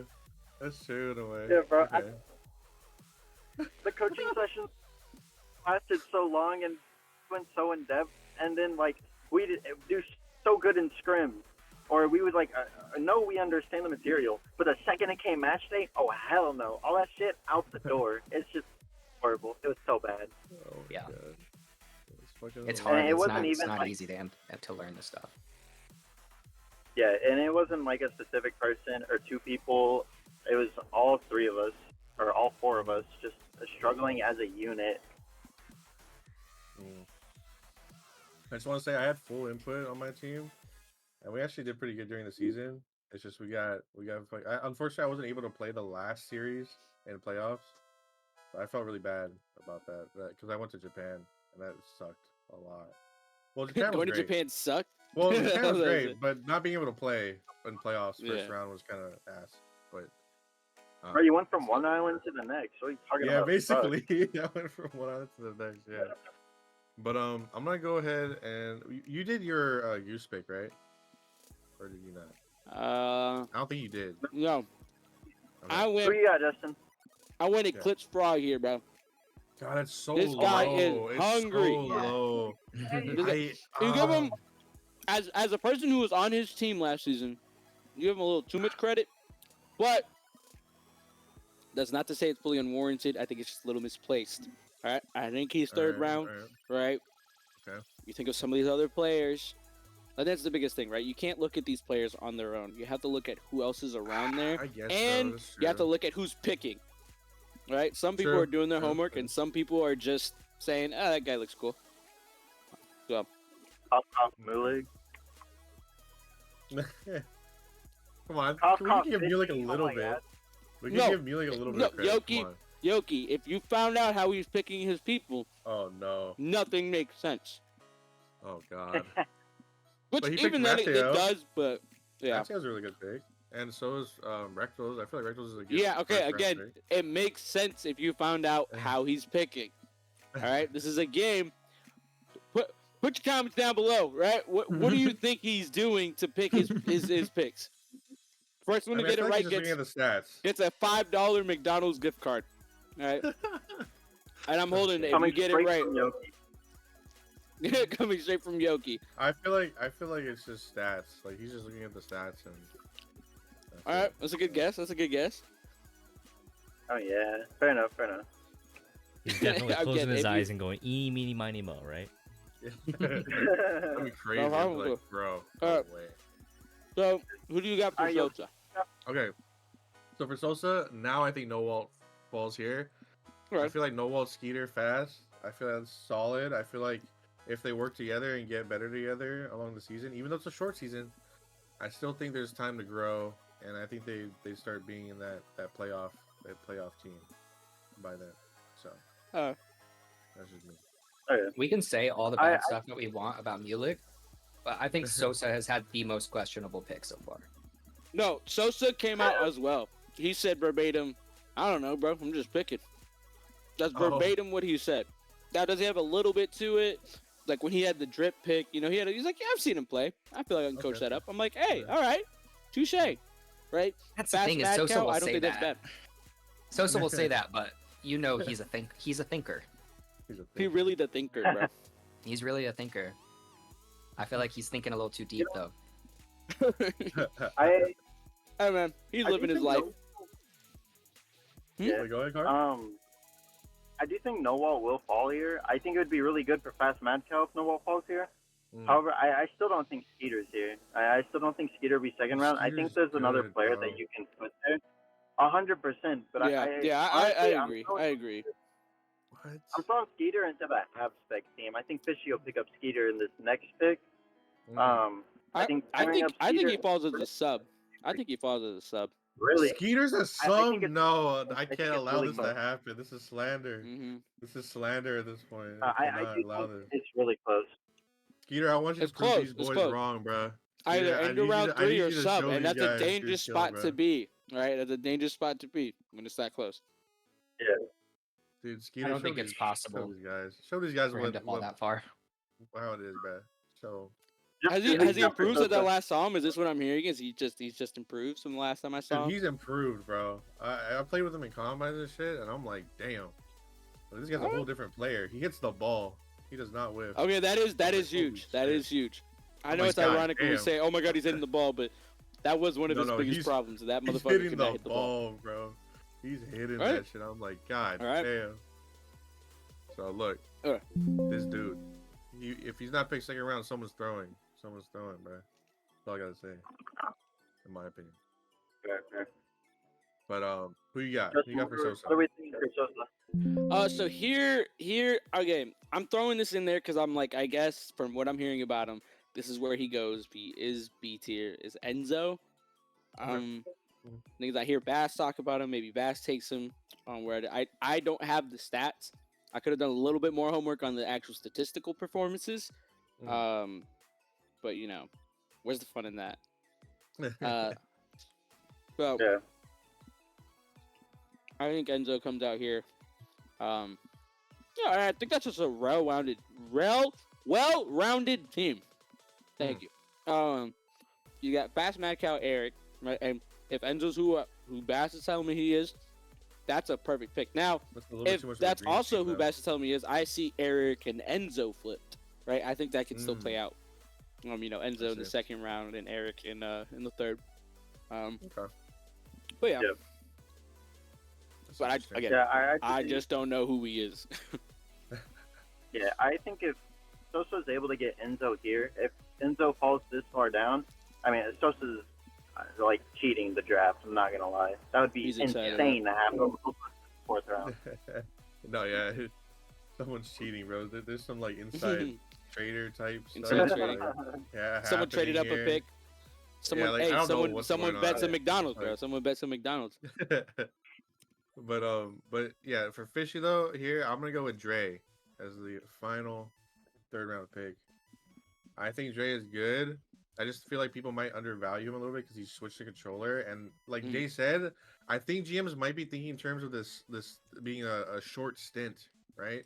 So he might not get like super good by the end, but I think he's good enough to be in third round pick, and I feel like he's gonna be not like a coster by the time playoffs comes around. He won't be like a game changer. But he won't be a are we coster. sure his shortcoming is switching to controller? Because like I remember when he made the switch and he was still fucking insane. Is it not mainly because he's taking a fat break from the game? Because I It was a swear mix of that. He was also like, where didn't he like? Where was he based at? Was it somewhere in South America or something like that? Oh. or even Africa or so. I just remember him I don't remember going doing somewhere. Oh. Or that's where he was. Maybe I'm just, Huh. talking on my ass here, but But maybe it is also that too, Akuma. Maybe it is also like he took a break. Yeah, So that combined with switching, I mean, that's heavy damage. yeah. I just remember, like, I mean, I played with him when he was KBM. He was fucking insane, and then he switched to controller, and like, he kind of like, I don't know. When he switched to controller, I didn't really like see him very much anymore. He was kind of just doing his own thing. But when he came back, and he was like, "Oh yeah, I'm controller now," and he was still he was wild. I mean, it was blowing my mind the kinds of things he was doing. Knowing, as a KBM player, when I pick up a controller, even after like when I broke my wrist, I was playing controller. I didn't get nearly as good as he was after like doing a whole month of it, and yeah, I don't know. I think the biggest thing is like not playing the game for months will kind of kill you. I see. Yeah. I think Dre's talented. I think it's just like the damage has been done, and he just needs to work on healing. Like rebuilding it all up. Play the game really. So, but I think 6 weeks. I think like Dave said, it might be a short stint. It might be too short of a stint to really, Or was that second get cringe back solo? up there. for me to round it off, Yeah. I ended up putting no wall here. Go ahead, Goldman. Um, Oh, no wall here. Okay, gotcha. this is where I think it is, right? I think it's a similar thing with Dre. Besides the the controller part, Right. Okay. someone who took a break for a while and is coming back, taking a little bit more serious now. This is a So excited dangerous to team see you how that goes. built. Spec lose you no wall. That's dangerous. And I think very possible. Fucking hell. Put respect on my boy Spec. Really think about that. I mean, hey. Spec's a goat, man. That's I my want him goal. to get the playoffs and run that shit. I want to be like, run that shit, baby. Run that. Were you gonna say something, Car? You gonna say something? I have like 3 different people in mind for this team. Oh, Um, damn. yeah, which are gonna be Captain Wolfer, Dre, and Skeeter Boys. I think all 3 of those players Okay. have a good balance with Spec, and I think Fishy will make a good pick going into the first pick of second round. So where they need that kind of offense, like a guy who's just gonna get up there in the air, quick, fast, and whatnot. And he'll have that Spec and that second round pick to be able to cover wherever that ball ends up going. So I think that's what this team's gonna need the most of right now. Hey, look, if Ab, Eclipse Frog, and Skeeter get on the same team, they're winning the league. They're winning the beef here. It's rap. GG's, Chad. GG's, GG's. bro. Yo, Respectable, GG's. respectable. I don't know if there's another. I mean, you could probably build another dream team in here to match them, but like that team is just ridiculous. If Skeeter's your 3rd pick, you're winning the league. You're winning your tier, man. That's just how it goes. I don't know if there's anything to really do about it. I'm just like, wow. I will say though, unless we're not ready to move to A yet, but Oh, well, if you have your I stuff was to say, right. go ahead. Go ahead. well, I was just thinking, like, speaking of Dream teams, I think A tier is going to be full of them. Full of dream teams? Yeah, I think there's a lot of potential in A tier to have a lot of teams be able to do things that we haven't seen A tier do before, like Really? team wise, not player wise. Yeah, 100%. I I don't agree. know about dream. I think dream teams is gonna be hard to build because, I mean, in my opinion, the top 12 players, like, are different compared to the 3rd round. In my opinion, I mean, like, yeah, top 12 is and, the first, and second, so it's kind of hard to make a dream team unless one of those top 12 falls to the 3rd round. Then it kind of feels Yeah. like, oh shit, like, okay, I'll maybe put it- there is a chance. I'll put it this way. Yeah. The GMs can't fuck up the A tier draft. Like, Oh, they can't. yeah, we could pick random players and it would be still a question mark on who's going to be the best team. Like, unless you just put the 3 Okay. best 100%. players on a team. Right. Yeah. But with B tier, like, the GMs themselves could fuck up B tier by like if GMs aren't doing their homework and like making sure they're picking the best players that are available left on the board. Right. And people start slipping through the cracks and like one B tier coach knows about it and the others don't. Yeah, B tier could just have a team that is way better than everybody else. Which is what you saw last year with B tier. Is Fishy, Drew, Firefight, and Chow all getting on the same team. I felt like that was more the fault of the coaches than it was. Right.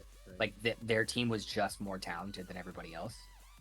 With A tier, that's not going to happen. Like, we could do no homework and just put the teams, like, randomly generate the teams, and it would be fine. Because it's so competitive there. But B tier, like, B tier scared. Like, you have to pay attention because otherwise your B tier team is going to suck. Oh yeah, 100%. And that's what I mean by dream team. I mean, A tier is so, it seems so balanced to where no matter what kind of team you have, it's gonna be a strong team regardless. Right. A tier is gonna, in my opinion, be the most competitive tier throughout the whole league, just simply because of how close the skill gap is. I agree. Okay. I see. Like when I think of dream team, I'm thinking like literally like the best players in their respective like division. That like say like last season, like who would you say like the top like 6 were last season? Like just For off the A top tier? of your head. Yeah, for A tier. Just off the top of your head. Kadoku, Trickster, Puzzle, Groovy, Jackhouse, Shackhouse, and Car. So if we said like let's say Kadoku, Puzzle, and Groovy were on the same team, or sorry, Kadoku, Puzzle, and Trickster were on the same team, right? Like that would be like a dream team. Like that's what my definition of a dream team is. It's like it's But like I don't think that they would blow out the rest of the league though. Really? A No. team like that? I don't Even know. if you went to the next like if you took the 8th, 9th, and 10th best player and you put them against those three, like they're probably gonna lose a 7-game series, but it's gonna be still close. I don't know. Like, I no can't one agree was with getting that. shit on in A tier last season. They were close. Car's team just melted down. I don't know what happened to them. I don't know, dude. It wasn't a skill thing. Well, it's playstyle. It was a playstyle thing, but it wasn't a playstyle. skill thing. Like, you guys shouldn't have been losing every match. Yeah, 100%. But yeah, of course, if you put the top 3 players in the league on one team, but like that's not gonna happen, right? Well, so, yeah, it shouldn't. But that's what I think of dream. That's why it's a dream team. Like it's only in your dreams. Like you can't ever like have it. It's just a dream. You know what I'm saying? Like it's forbidden. Fair. Yeah, that's what I feel like a dream team is, at least. But 100%. all right. Speaking Now of we can A start with- tier, okay, go though, ahead. chat. I was just saying, speaking of A tier, chat, Groovy's got the first pick here. Yoki, what are we thinking? Well, I think he should be. I think he should be because I've seen. Okay, I might have some like a little bit of insider knowledge here because I watched. I think we misunderstood what I said just now. Wait, what? What do you mean? Wait, what? I was saying Groovy is the first pick into the second round. Who do you have? Oh, he's the first pick in the second round. Oh. Yeah. Well, okay. I think it's gonna be Trickster. I think he picks Trickster. Now, I saw in the scrims that he wasn't performing like great. Like Trickster wasn't performing great, but I think during the season he'll get his hours up and he'll return to form. Even in 6 weeks. I think 6 weeks of just playing the game for him, he'll get back up to form. And Returning to form and getting a whole new form are two different things. Yeah. So I think he returns to form. And that'll be a good pick. That's a good fucking pick right there. In my opinion. Counter. I believe so. I heard, there was a swap. I have some gaps in my like SA. It's like weird because there's a bunch of things that swapped around. Nimbus, left. Some people were supposed to be dropped down or something like that. So like, there's like somebody that I don't know that I think is like S down because I believe Trickster was moved up to S tier. I feel like rightfully so. Like, I mean, you look at everybody else picked in the first round, and not seeing Trickster there. Like, I love Tylands, bro, but I'm going Trickster over Tylands. I see Groovy, I'm going Trickster over Tylands. Obviously, Drip. Sosa just said he's picking Drip. So it's just like that kind of is a clear cut. It's the same thing, right, with C tier, right? You're seeing Beans going in the first round, first pick, even, and that's not being off the board. right? Like you see Mateo, it's like, okay, so Mateo didn't make it up there, so it had to be Trichter. It was between those two or something like that. Now if Trichter's round 2 at all, then I don't know. I He haven't seen was too much round about the 2 combines. last season, or round 3 actually last season. He was round 3. Yeah, he was round 3. But he was a guy that performed. He performed, and on a team where you got Kadoku, Trichter, and Shackhouse. Like I think Trichter, outperformed Shackhouse a lot of the times. Wow. That's nothing to say against Shackhouse. But I think Trichter just kind of showed up where it was a lot more consistent, as opposed to Shaq. Okay. I'd say Trickster demands time on the ball. Is most of the reason why. Okay. It's like his play style. He's very ball chasey. He demands time on the ball. He's gonna cut. He's gonna turn it into air dribble. He's gonna stay close to the ball at all times. Shaq doesn't necessarily play that way. Probably didn't see as much time on the ball. I don't think he was necessarily more impactful than Shaq, but I think that they're pretty close. I give the nod to Shaq though there. Yeah, I would give the nod to Shaq too. I was gonna say, I think I give him Counter to that, man, I heard about who could have been brought down to A, and the guy you're giving a nod at. Yeah, that's why Trichter Anyways, should not be an I think he's an A. I do think Trichter's going round 2 here. I think if anyone's going to move up to A, I think it's going to be Steam. Coming from S tier last season and seeing how he's been performing in these S tier combines that I've played with / against him, I think Steam's going to be the one that's moving up here. Unless I got some info from a very faulty person. Whoa! No, that's not true. We could be wrong. Whoa! No, but I do like the seam. I like the seam call out. I thought it was interesting how he was like not like clear cut A, but like not even going first round. I think it's also the same thing there, right? It's either or. Letting seam sit at A tier and not get picked first also could be a call out to that.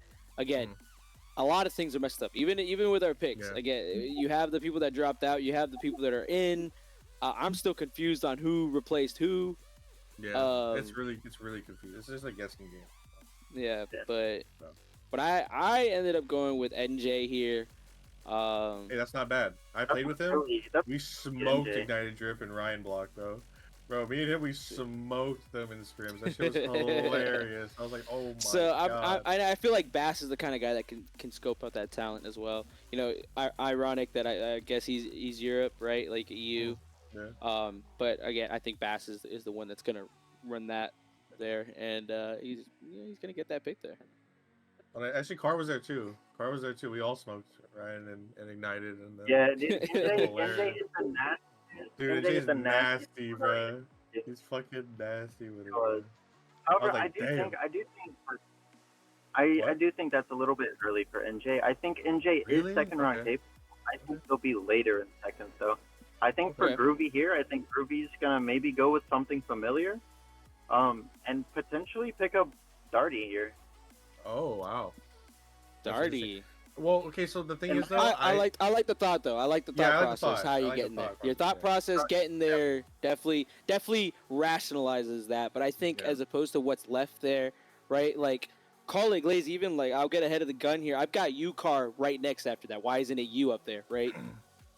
Kind of thing like that. Why isn't Seam there? Why isn't that? That's where I'm looking. But the familiarity can definitely play a factor. Yeah, 100%. Now he could potentially see if Darty falls, but I do think there's players other than that wouldn't be so good for Groovy. I think taking Darty here wouldn't be the worst thing ever, and I do think getting that last third round pick also still provides you with a decent enough player to be able to work something out there. And going off of what Dave said earlier, with the season being so short, having that already built-in chemistry with Darty could go a really long ways for him. Yeah, but you gotta think, does Groovy like the way Darty plays? Because by law, teammates don't like it. By law. Well, affiliation. I just want to say, I heard from Groovy that he does want Trichter. There might be a Trichter pick here. I'm just saying. I respect a it. little bit inside. So then that's basically shutting down the trick thing. I blame you, Nimbus. Nimbus was throwing that damn thing in my ear. Oh, dude, Nimbus throws things everywhere, bro. No, but there was some fact, like some other stuff about who was supposed to be A out of S, and again, so there's two guys Yeah, there. 100%. And then again, you'll see Anyways, why they're where they're at in my other pick stuff. But so who Nimbus- did you have Wait, for what? Goose here? Wait, I just want to say one thing about Nimbus too. Nimbus said I was on the verge of B, and I was like, actually, I'd be down. I'd be down to be B. Bro, so you're be fucking that down. troll. I'd be so down. I'd be like, yo, let's get it. I'm like, Hey. fuck it. Who are But, we seeing Thailand pick up here, Yoki? I got Geo. I like it. That's a I got solid Geo pick. here. That's a solid pick. I think Geo, like going with what Carr said about familiarity, Tyler's, he was with Geo last season. And I feel like, Geo maybe not looking great in scrims right now, but he can get back up to form easily. I think he can get back up to form easily. It's the Yeah, same he'll be formula great. you I mean, for that. not to throw anyone under the bus or cause any unnecessary beef, but throughout the season, Tylenz was constantly complaining about every single person on his team. Except for Tylenz Geo. was at the point. Not even Geo, at least to me. Really? I think. Oh, It was he's more like- stirring the pot. He's stirring the pot. Yeah. But however, I do think if Tylenz is a smart guy and willing to work around that, disliking, I think Tylenz picking up Geo here would be absolutely huge. Yeah, for sure. 100%. Yeah. Goldman, who you got?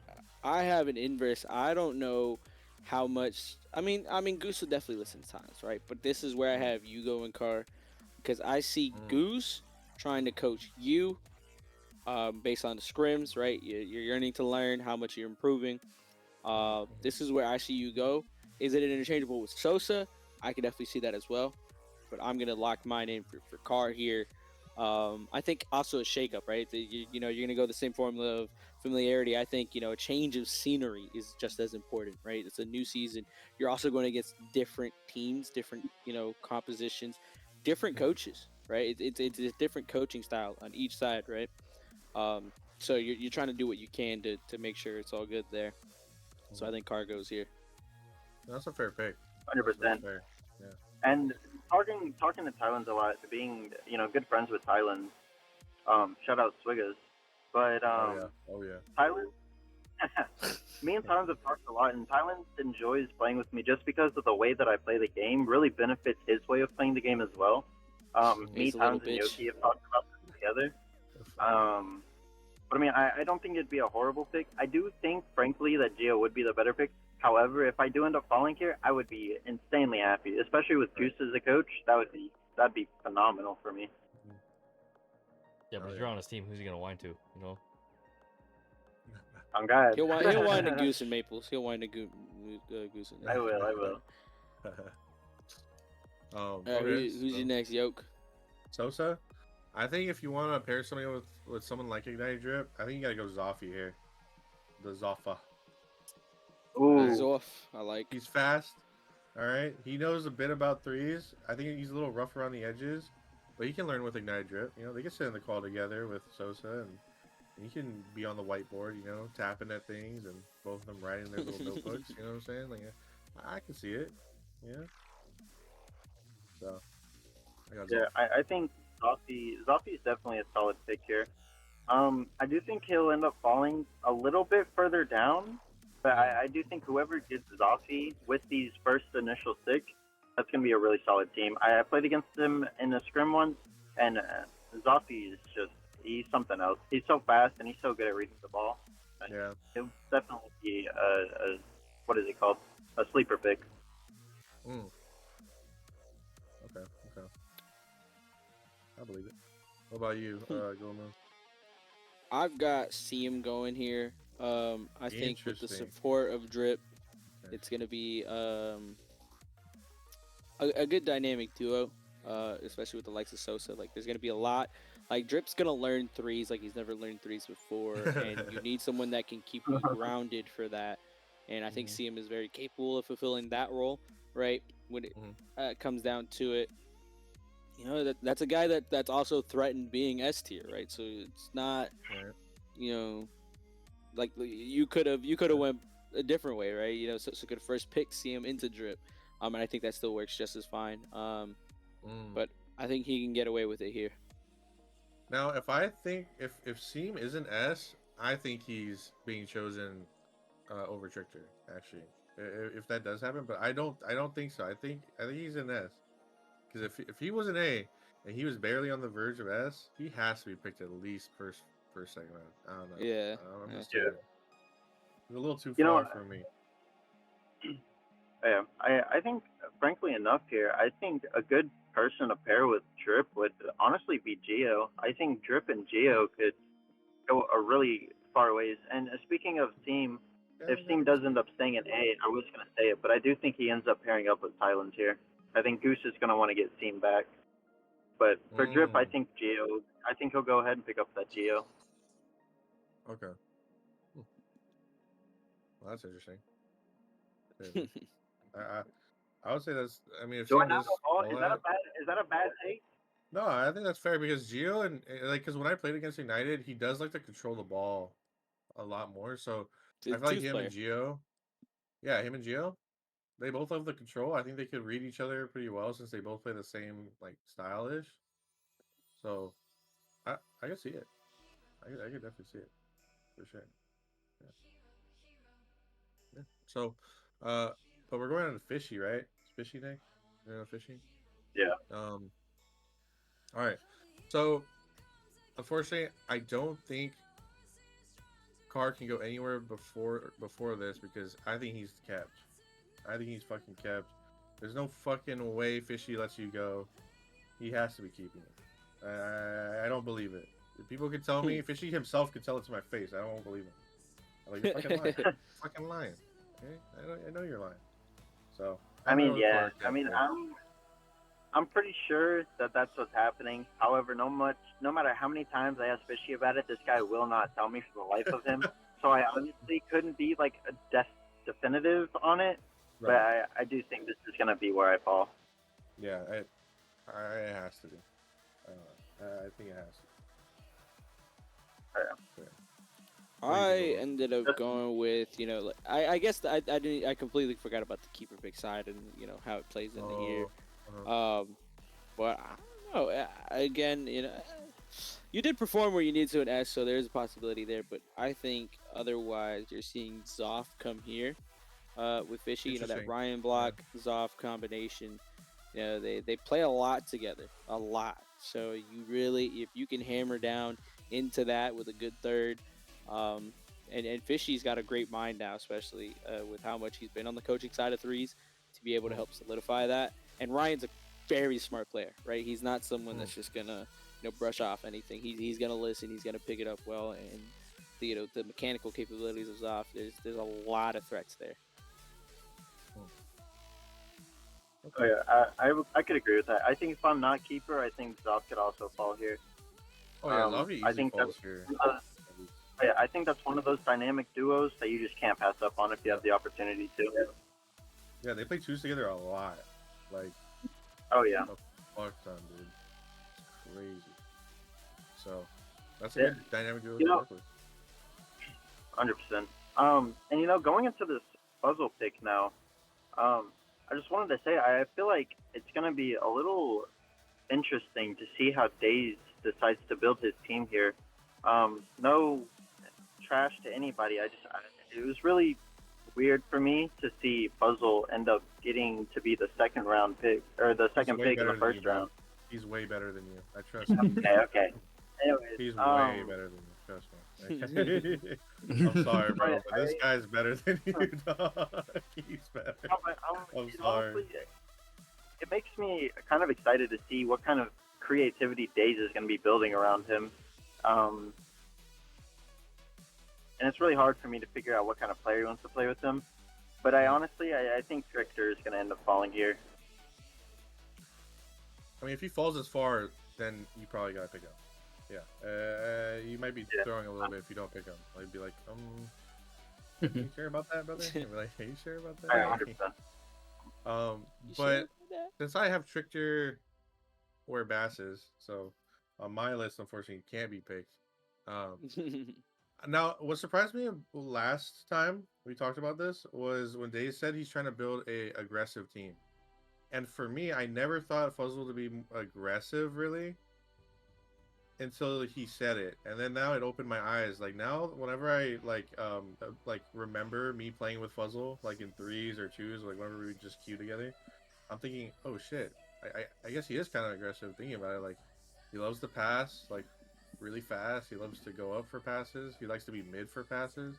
I guess he is kind of aggressive. So I was like, okay. Like now that I see that, um, I'm He so loves to down play for in that. front of it. He loves to play in front of the ball. Yeah, like he loves to receive the ball, like go up, and then he's like, "Yo, pass it to me." You know what I'm saying? He loves doing that shit. And I'm like, oh, okay, I guess he is aggressive. Mhm. So, So is C. if I were Days and Trickster's not here, Geo's not here, I'd go with myself, Yoki. I'm putting myself there. Chat. Wait till you Because- find out it's exactly where I put him. Oh, that's where I would put myself. Now, if Days wants to give me up to Mateo, I'm all for it too. Hey, let me follow Mateo. I'm down. I'm down to play with Mateo. Like, yeah, let's go. Yeah. But yeah. Yoki, I mean, yeah. you're in the conversation. Oh, that's good. Yeah, Dave, what's your opinion on this? Being this is your pick, what players are you thinking about here to pair up Yeah. with Puzzle? Yoki's definitely in the conversation. Mostly because Yoki can take over Fuzzle's role. Yoki also plays in front of the ball a lot. So instead of Fuzzle having to play aggressive in front of the ball, he'll have someone in front of the ball, which I think he was sort of missing when he had Groovy and Darty last season. So it was really hard to send our players upfield because they were so panicky in net. So it was difficult because we would get back on defense and we would just miss the ball. And then we can't be sending someone upfield when we're missing the ball in front of the net. We had the best offense in A tier last season, and I think that was majority because of all of the space that Fuzzle creates by playing that very cut rotation style. Created so much space, and then Groovy just capitalized over and over and over again. So it really created the best offense in A tier. But that's not necessarily why I picked Fuzzle this time around. So the Yoki pick does make a lot of sense. That's definitely a direction we're looking. I think it's between 2 or 3 players at the moment. I would imagine Geo's going to be off the board. Geo would be a cool pick as well. Yeah, But it's definitely, Yoki could be off the board too. So it just depends on what the GMs want. Again, this is one of the rounds where I'm drafting pretty far back. I'm drafting 5th in the 2nd round. So an NJ could fall. People are just like, oh, I love Yoki. I want to play with Yoki. You can have. Holy fuck. Yeah. So, yeah, I think, but since I get to pick 5th and 2nd round and 2nd and 3rd round, I definitely think Fuzzle will have a more well-rounded team. We'll, depends. We'll see if they're better. Okay. And going off of what Yoki said earlier, this is actually where I would put Yoki over here with Mateo's pick. I think Mulig will end up picking up Yoki here. I think Mateo and Yoki could build a lot of chemistry over the season. And even there, I think there's a chance that there's already going to be chemistry built there, just because of their playstyles. But I mean, this is in my head where I'm putting Yoki at. Okay. Fair. Hey, I said it a million times. I'm so down to either end up with Fuzzle or Mateo, whichever one. I'm so fucking down. I'll be a happy camper this season. Fuck it. Oh yeah. So I'm down. What do we think of?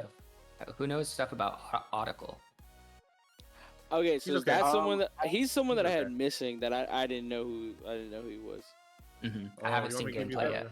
You want me to give you the info dump right now? What's the info scoop, dump? bro? What's the scoop? So Article is actually like I can see him being a really good like development pick. Like if he's your third or second, like he'll like be a good like it's not a carry, but not like like he's more of like a he'll just do really good. Like he'll be like like add to the championship run. You know what I'm saying? Like He's the cleanup crew. Yeah, good support. a little bit, yeah. He's a little rough around the edges right now, but like there's a lot of potential though. Like he's being looked at by a lot of people actually on the GM list that I've heard from. So he definitely has the potential to be really good. Yeah. So I think he's a good late, like mid to late second round pick, and then for sure like early third. Like in my opinion. Oh yeah. But and by the way, before we keep going, the only reason I didn't state my first round for third or first pick for third round is just because I wanted to give Days an opportunity to look at our second rounds and kind of give us his opinion on that. If y'all are all good with that. Oh yeah, for Shut sure. up. These are gonna be the in a way. These are gonna be the players that are like. These are gonna be the dynamic duos on these teams, if you know what I mean. Okay. Yeah. I get what you're saying. Yeah. Yeah, but Yoki, who are you thinking Mateo's gonna grab here? All right, I think it's enough. Anjay, you have to fall here, brother. If you don't fall here with Mateo, I hope to God you end up on Days' team with me and Fuzzle if that happens. Like, NJ my falls God. this far, the league is cooked, bro. Oh yeah, dude. Yeah. Fucking hell. Now look, Anjay, he's a really good he's a really good second round pick. I think if he falls this far, I mean Mateo and Anjay, that's the dynamic duo. Okay, that's their dynamic duo, and I think Darty goes third here on their team right away. All right, so that's your third. Yeah, is their third? I think that's what's gonna happen. My back to back here. I've got Gio. I mean, there's a lot of good talks about him, right? That I hear you guys. He hasn't really, for me, popped out as like this top end of it, but he definitely isn't something to like scoff at. So I think he can go here. I think at the bend again, you always play around. You know, who's really the second round, who's really the third round. But I think it's a Geo and Mountain Drew, right? Like Mountain Drew has improved so much. I think, you know, you don't let him go on the low end of round 3. He he's someone I think I'm gonna put it out here now. He's someone you're gonna keep an eye out. You know how he performs in this A tier. You know, with all these other names that we know that can perform and all that. Is he gonna shut him down? Is he gonna put his own hat in the ring? You know, being a goal scorer. Is he gonna be the stopper? You know, but I think he's a big pickup here for Mule League. Okay. I mean, yeah, that's a good pick. Good third round. But go ahead, Car. You know, it's kind of hard for me to figure out my turnaround pick here. I'm looking at the names right now, and I think there's only 4 names I haven't said. But I think of the names that I haven't said, I think picking up Zorni wouldn't be horrible here, and that may be a really hot take. I know there's been some rougher things said about Zorni, but I do think Zorni will be able to play a supportive playstyle for Mateo and Yoki here, and be able to kind of find that balance. Like a big thing I think about whenever I'm looking at these teams is what players are going to provide the most amount of balance whenever you're on the field. I think Zorni will fall to the first pick on third round. That's interesting. Pretty interesting. Okay. I would say like if I did it up on Mateo's team, I'd probably want and if Anjay's not on the board, obviously, I would either want Darty or Audicle, to be honest, or Broke Boy, which any of those 3 I'd be fine with as my third if I ended up on Mateo's team. If I was on Fuzzle's team though, I'd either want Audicle, Darty, or maybe Enzo, maybe. I feel like it gets a little too lopsided at that point. Like, but Darty can make it lopsided too if he's more aggressive. But I guess it depends. Yeah.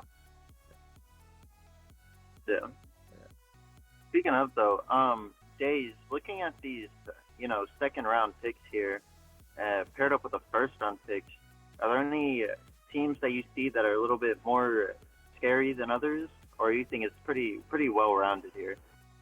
Yeah, I think I'm most interested right now in Yoki's picks. I think they make a lot of sense, and the only thing that I think will probably be swapped is like NJ and Zoffy or NJ and Geo.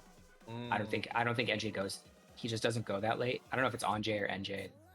I think it's on or NJ. I think it's NJ. Okay, so then you start looking at like the duos, and I would say like a Fuzzle Yoki, Ryan and Carr, and Groovy and Trickster are all three really interesting duos with like drastically different play styles. Like very, very curious to see how that goes. Maybe not so drastic. Like Groovy, Trickster, Ryan, Carr feels similar. It's kind of that aggressive man paired with his third. And then Fuzzle and Yoki is just like too aggressive, upfield, looking for passes, looking for solo plays, getting the extra touch type players. I think those matchups will be really fun to look for when it comes to game day. 100%. I couldn't agree more, honestly. I do think we're kind of skipping out on this Thailand here, though.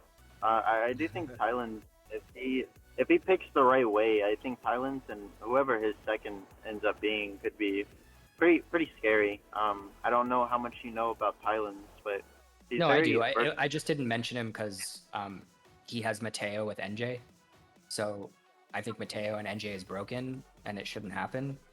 But then I just didn't mention Mateo, NJ, or Thailand's Geo. But if you swap those and you get Thailand's with NJ, and then you put Mateo with Geo, it's like, round 1 and 2, they're fun. It's like really, really interesting. Like Dale. 100%. Man, A tier is just looking so exciting. I'm so excited to see the draft on Saturday.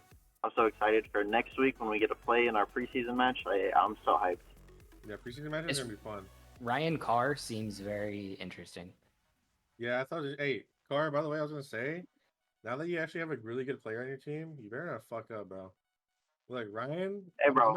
I'm like Ryan's dad right now. You better not fuck up, right? I think that's why Fishy would take a Ryan, though. I think that's why he would take a Ryan. You take a Ryan to build around a Carr who, look, Carr's going to make mistakes because of the way he plays the game. So, and that's fine. Like, I've had stints of playing that way as well. Like, you make more mistakes, but you also have bigger impacts in other ways. You play fast. You try to peak on every play. I feel like you take a Ryan to balance that out. So I don't think that's necessarily a problem. I think that's kind of why you do it. That's why I think the Ryan pick made so much sense. Is if you are going to keep a Carr, then you pick up Ryan here. That's so interesting because the reason why I picked up Ryan last season was because I needed somebody that could think on my level. Like I needed somebody to actually understand the plays that I'm trying to go for. And Ryan just fit that perfectly. Like that's the only reason why I got him. For Bocce though, it was different reasons. I wanted Bocce because I needed him. I needed a really fast player that can get these like third man opportunities, like third man goal scoring opportunities, which he did really well later in the season. At that point, but yeah, like that's the only reason why I drafted Ryan was because I needed somebody smart. He's a plug and play player. Play with me. Yeah, you put him with anybody and he's going to adapt. I really needed that. 100%. So he was perfect. And I do think if Fishy is keeping me, I think Ryan would be an amazing player to play with me. Going off what Days was saying, I think a huge reason why it looked like I played so decently in S tier combines was simply just because my team had my back, no matter the mistake, no matter anything. Sometimes I would have those really nice goals, those really nice passes, and other times I would completely flop on the ball. There's just a big problem within myself.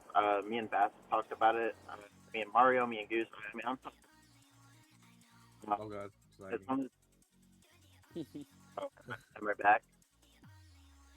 Ish. Ish. Oh, You're good. Well, I'll leave it there. I think Ryan's a really good figure from Fishy, and I think pairing me with Ryan would be. It's going to be interesting to say the least. Oh no, yeah, for sure. I can't wait to see it. You better not fumble, bro. If you fumble with this kind of player, you're the problem at this point. Yeah, bro. I'm going straight to B tier. Straight to bro, B. you better not mess up with this guy. I swear to God.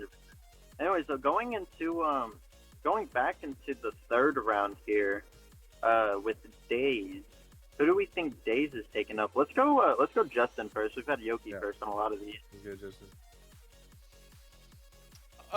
Straight, clear cut Darty all day, every day. This is where Darty's going. You see Fuzzle and Darty, a big thing. If I could pull out a stat for this is definitely a stat that's true.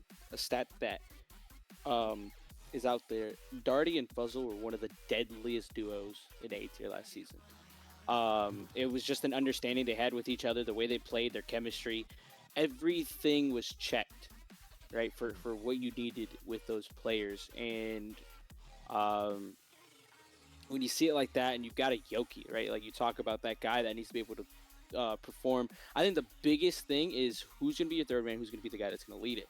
Fuzzle, I think, can fit into a perfect third role position, and I think people misunderstand a third role a lot. They think it's the guy that has to play it back, has to, buy all the time in the world, but you're the guy that can start up a play. That third man becomes first man very often.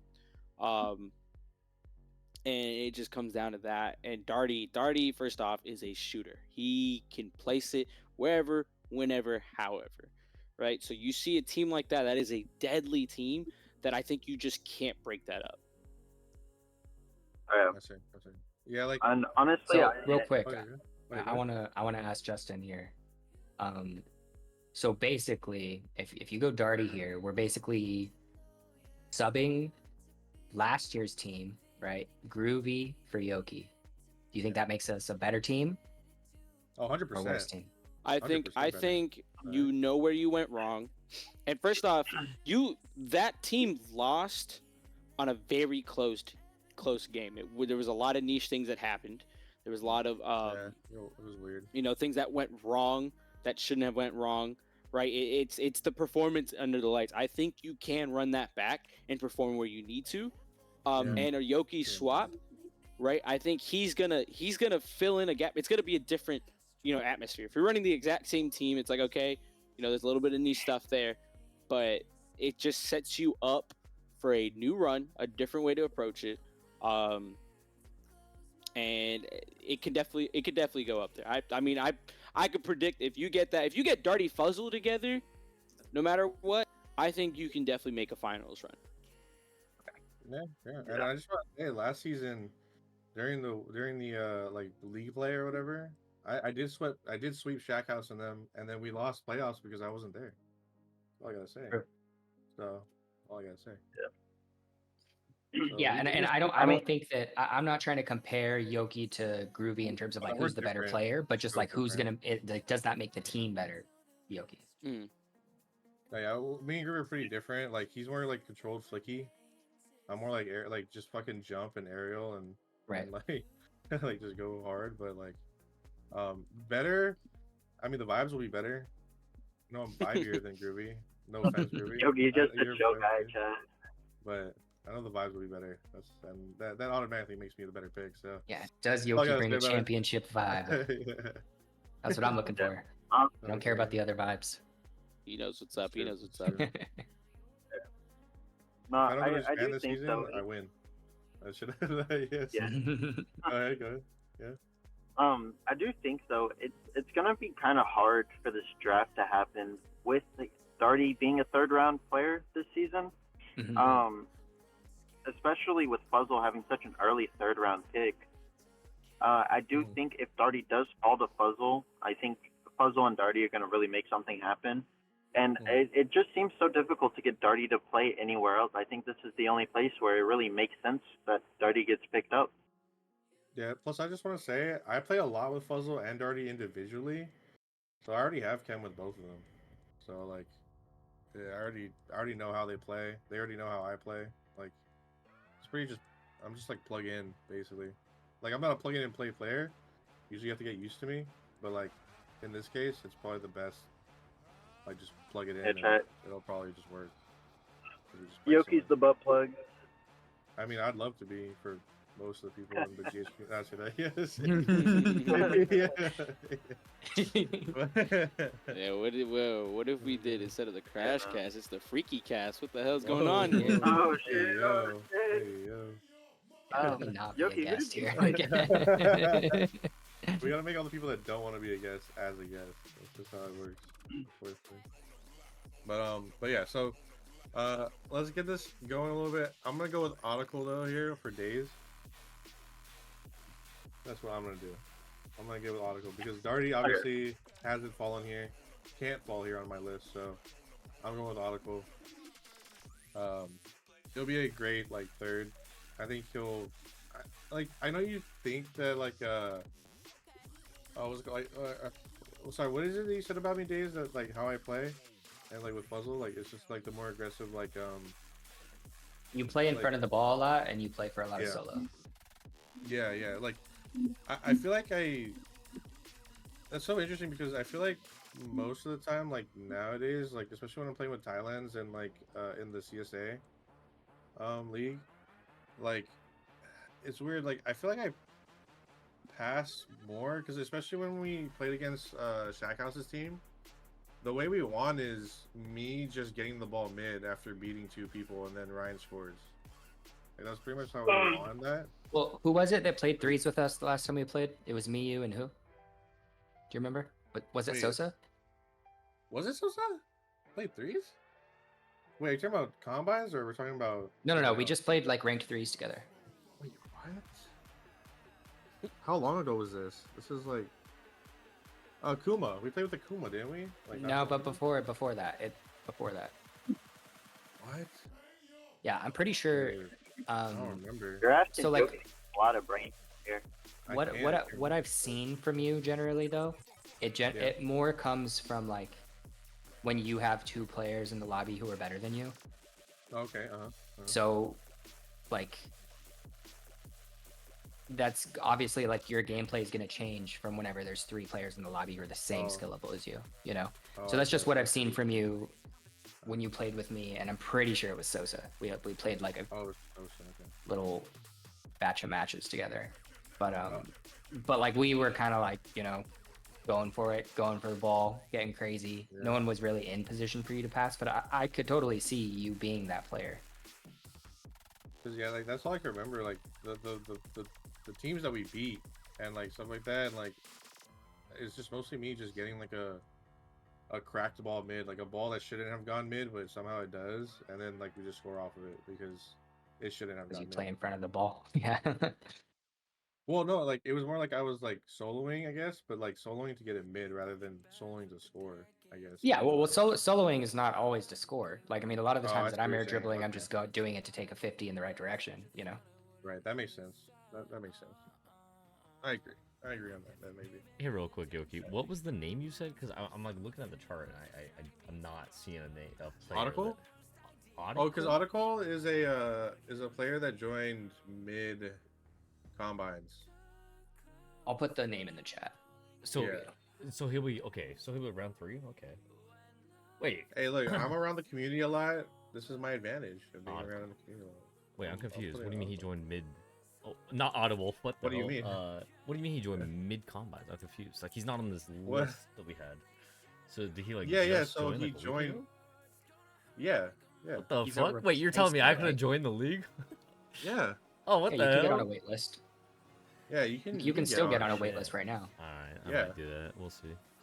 So, I mean, did he replace I didn't want to play Nimbus, right? No. The first, I don't know. Nimbus dropped S, and then someone moved up, and then. It's Nimbus because later Bloom is gonna have to drop out because of they'll be gone for 2 weeks for army stuff. So Nimbus plans on joining in onto that team for playoffs. Yeah. But yeah, but like I've been around in the things like article. If you just been around the community like a lot, like just doing like a lot of ABs. I mean, he's pretty good. Like, he's not bad. I think he's a good, solid third round pick here. If he falls to us, well, I'm saying that if I am on Dave's team, if he falls to us, I mean that's a good third pick. That's a good third pick right there. But yeah. All right, shoot. Who's next? We got Fishy. Again. Okay. Yeah. I Goldman, think we're gonna see another keeper. Yeah, me too. I thought the same thing. Another keeper. Yeah. Matt Drew played Fishy's B tier last season. Who what? Mountain. No, you. Mountain. No, because he was all laggy and stuff, so I didn't hear him. Oh, gotcha. Yeah. Well, who you got, Goldman? Who you got for Fishy? Third. I threw out Zorny here. Okay. These keeper picks, man, they make it a little bit wicked to figure out where everyone's going. But I mean, Zorny's a great player. I think also there's like I have 2 gaps here, so I don't have a pick fully towards the end because I don't know. Yes, I could say Audicle's going somewhere, but I don't know who he is. I'm not gonna place him somewhere if I've never heard of him. Don't know what it is. This gets a little scuffed here. Gets a little scuffed here for the picks. Okay, I got you. Well, I mean, mine obviously Audicle because I said it, but he good player. I swear to you, he'll be a good third round pick. I promise you, Goldman. Put him anywhere in third, and you'll probably get a green somewhere. But yeah, Fishy though. Mountain Drew. That's what I got. Mountain Drew. I think he's getting kept, and in my opinion, he's not better than Carr.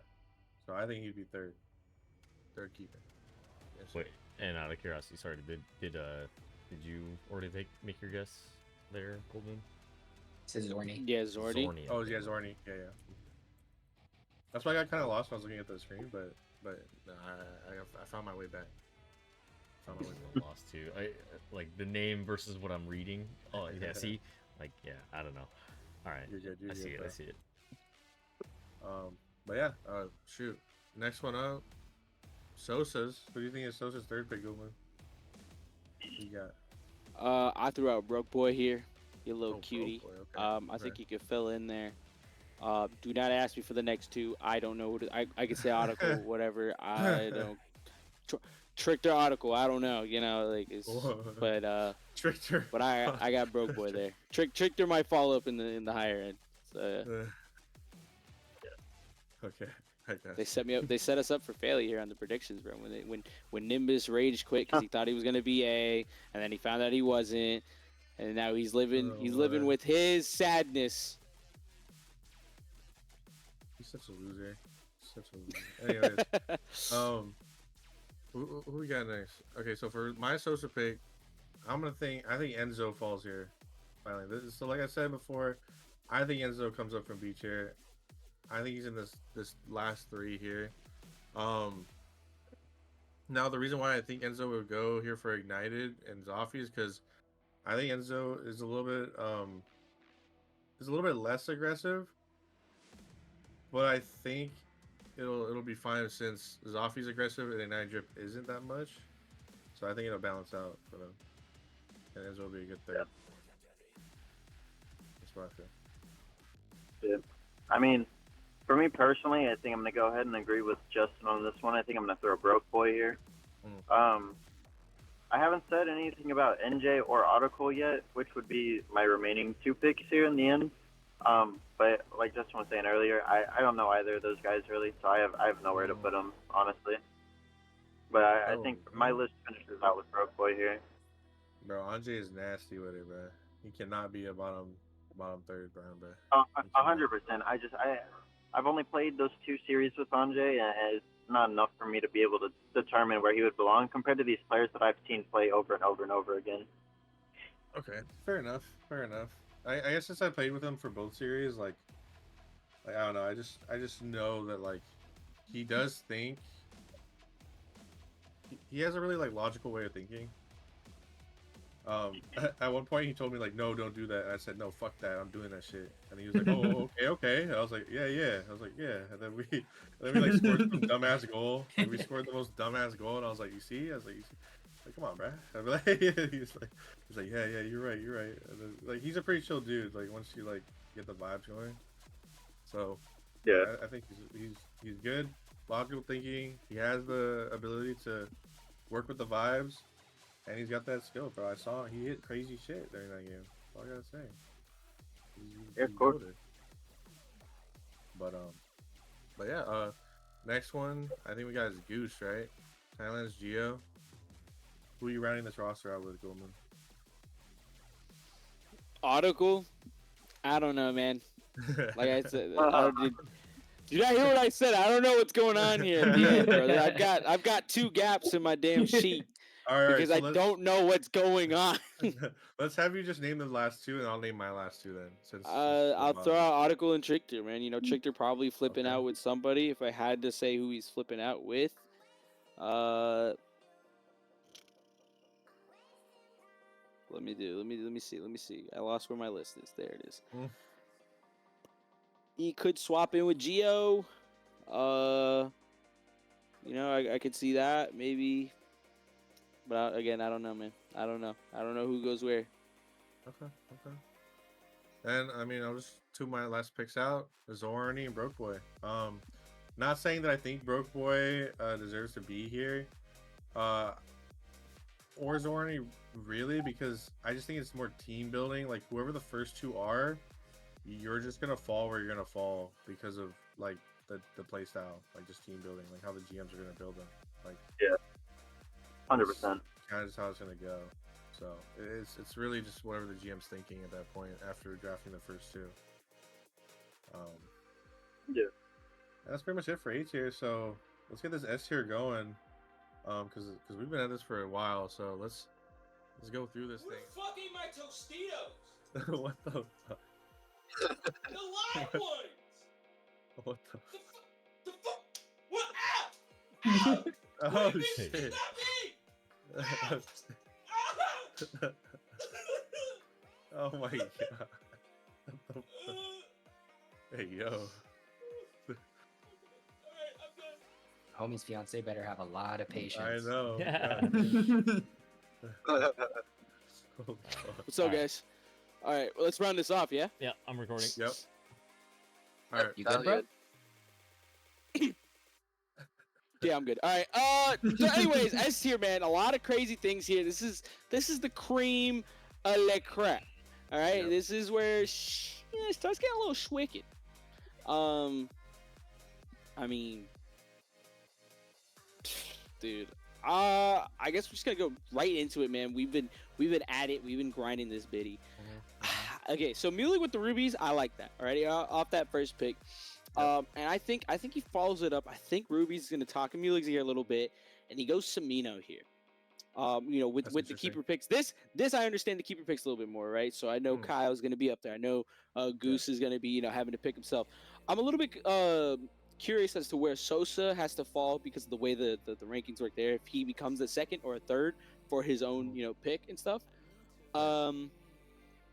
But as far as that goes, I mean, I think a Samino pick here. I think they're also familiar with each other. Right? I believe they're friends before this as well. So you've got the chemistry, you've got trust in each other. You're not having to worry about that too much, and you could, you know, dive into that together as a team.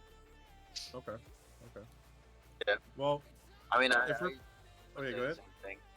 Oh, you say the same thing. Sorry, I was gonna say I would say the same thing. Rubies and Samino are like really good friends and whatnot. I see no reason as to why Rubies wouldn't try and get him here. Okay, I can see that for sure, but then that means you're saying Samino is better than a lot of other people here. And I think, I mean, if you'd rather be with like like somebody he knows and not really care about winning too much, I can see that.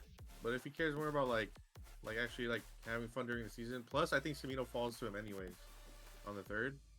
So I think you think Ascended Semino's last here. pick? Yeah, I think Semino's last pick.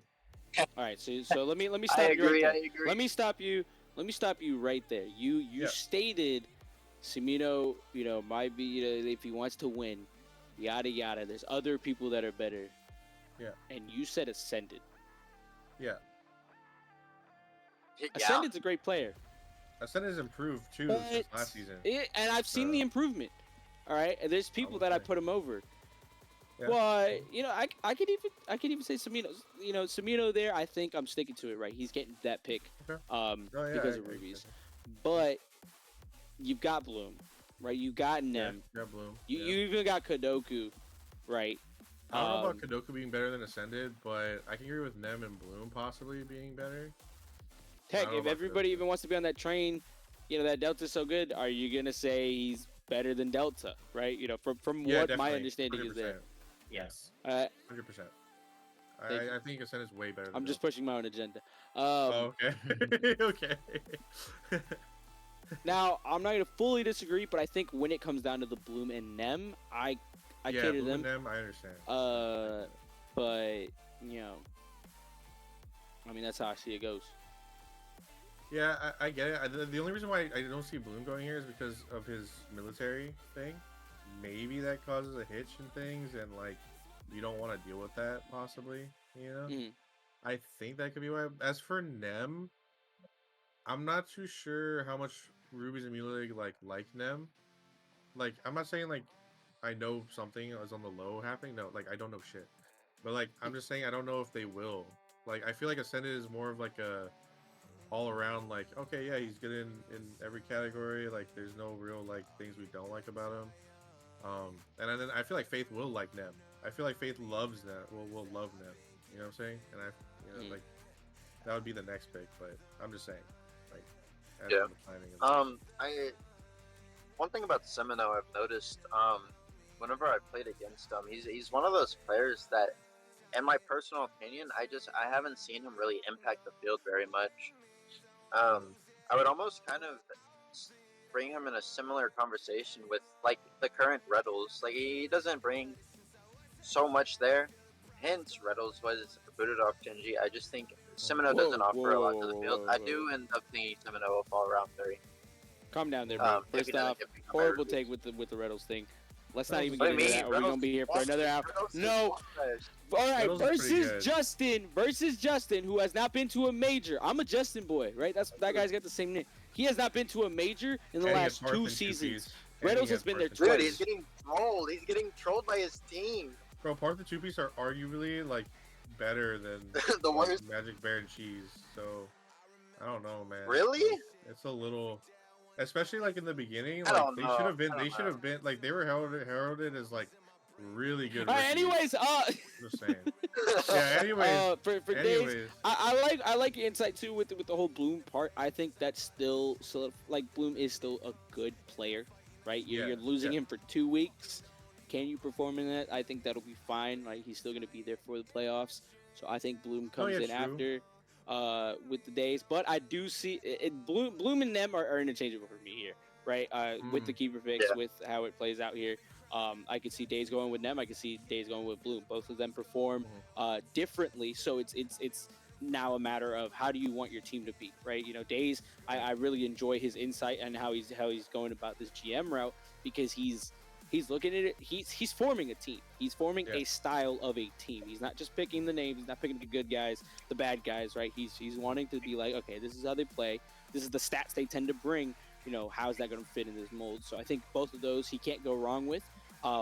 It's just going to be that third pick that rounds it up, right? He's going to be all the way at the end there. So he's kind of, this is the big pick here.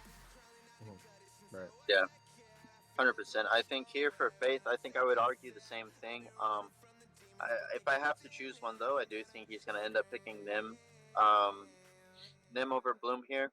I think Bloom's going to end up falling just one more behind Nem, however, onto Mario's team. Okay. What do you think about that, Days? What do you think about our thoughts on your second answer to your pick? Yeah, I think So in terms of like 2's MMR, Ascended is not up there. Oh, he's not. But he said he is more of a 3's player. Right. So looking at this list, Nem, Kadoku, Samino, Shaq, Delta, Sly, CM, Sosa, all have lower 3's peaks than Ascended. By anywhere from about 100 to 50 MMR, 50 to 100 MMR. Ascended's not a huge 2's player, but I've played with him a number of times. I really like how he holds down the back line. He's really good on the goal line. Like some of the saves he makes, I'm just like, what? Yeah, me too. I'm literally like blown away by some of the saves he makes, and like looking at what we have to go against with like a Maples, a Goose, a Bass, and a Kyle, he saving the Sosa, Monster Mario. I mean, we're gonna have to save the fucking ball, bro. Yeah. We're gonna have to make saves. Like, not having keeper pick for me on this one, or like getting to kind of just like steal a really good player, like some of the other GMs did, it really makes it hard on me and Mulig. Yeah. So I mean, for me, Ascended makes the most sense. If Samino's already off the board, Ascended makes sense. But that's what's weird about S tier is like it's a lot of keeper, a lot of stuff's already kind of tied up. So there's not that many options, and some of these players, they have higher 2's peaks. They really have to learn 3's. They're just pure 2's players. Delta's one of those. Although I'll give Delta some props, he does understand 3's to a certain extent. All these players understand it to a certain extent, but yeah. Samino's one of those. Delta's one of those. Sly is one of those like pure 2's player, trying to learn 3 slowly. CM seems like his 2's and 3's are actually pretty close together. But I think Ascended is more of a 3's player. Yeah. Like just right out the gate. So to me, he makes the most sense. We'll see if it's possible. I mean, it'd be cool. Like Ascended and Faith, that would be really good. That'd be really good offense too. Yeah, like fuck. I think the biggest thing is gonna be who I wind up picking for that to coach them. I think that's gonna be probably the most important part, because they're gonna have to play well as a team to beat some of these other squads. Right. I see. Yeah. Yeah, that's kind of why, like, I feel like Mulig, like, if he gets Rubies and Ascended, like, that's probably, like, it's probably the best you can really get. Because, like, if you think about this, like, Bloom, like I said, he will be out for 2 weeks, and yes, he will be there for playoffs. However, you are missing 1 week of the league play or whatever. So that means you have to go 5-1 at least. And he I might feel like fall to 3rd round just because he's not playing the whole time. Which I think is super weird. Like, this whole situation is really weird. Like, we already know he's leaving. Yeah. So, yeah, I don't know. Nothing has really been done about that other than just, like, you'll have a new player for playoffs. Right. Which is just weird. So yeah, it is weird. Yeah. Because he would go super early in 2nd round. Yeah. No, if it wasn't for that fact, I would have him right here with Rubies, if anything. Right. 100%. I think the big thing about Bloom is knowing that he's leaving and knowing Nimbus is the first person on that list. Like, it's 2 completely different players. One is obviously way better than the other one. It's hard. It gets hard to build a team like that.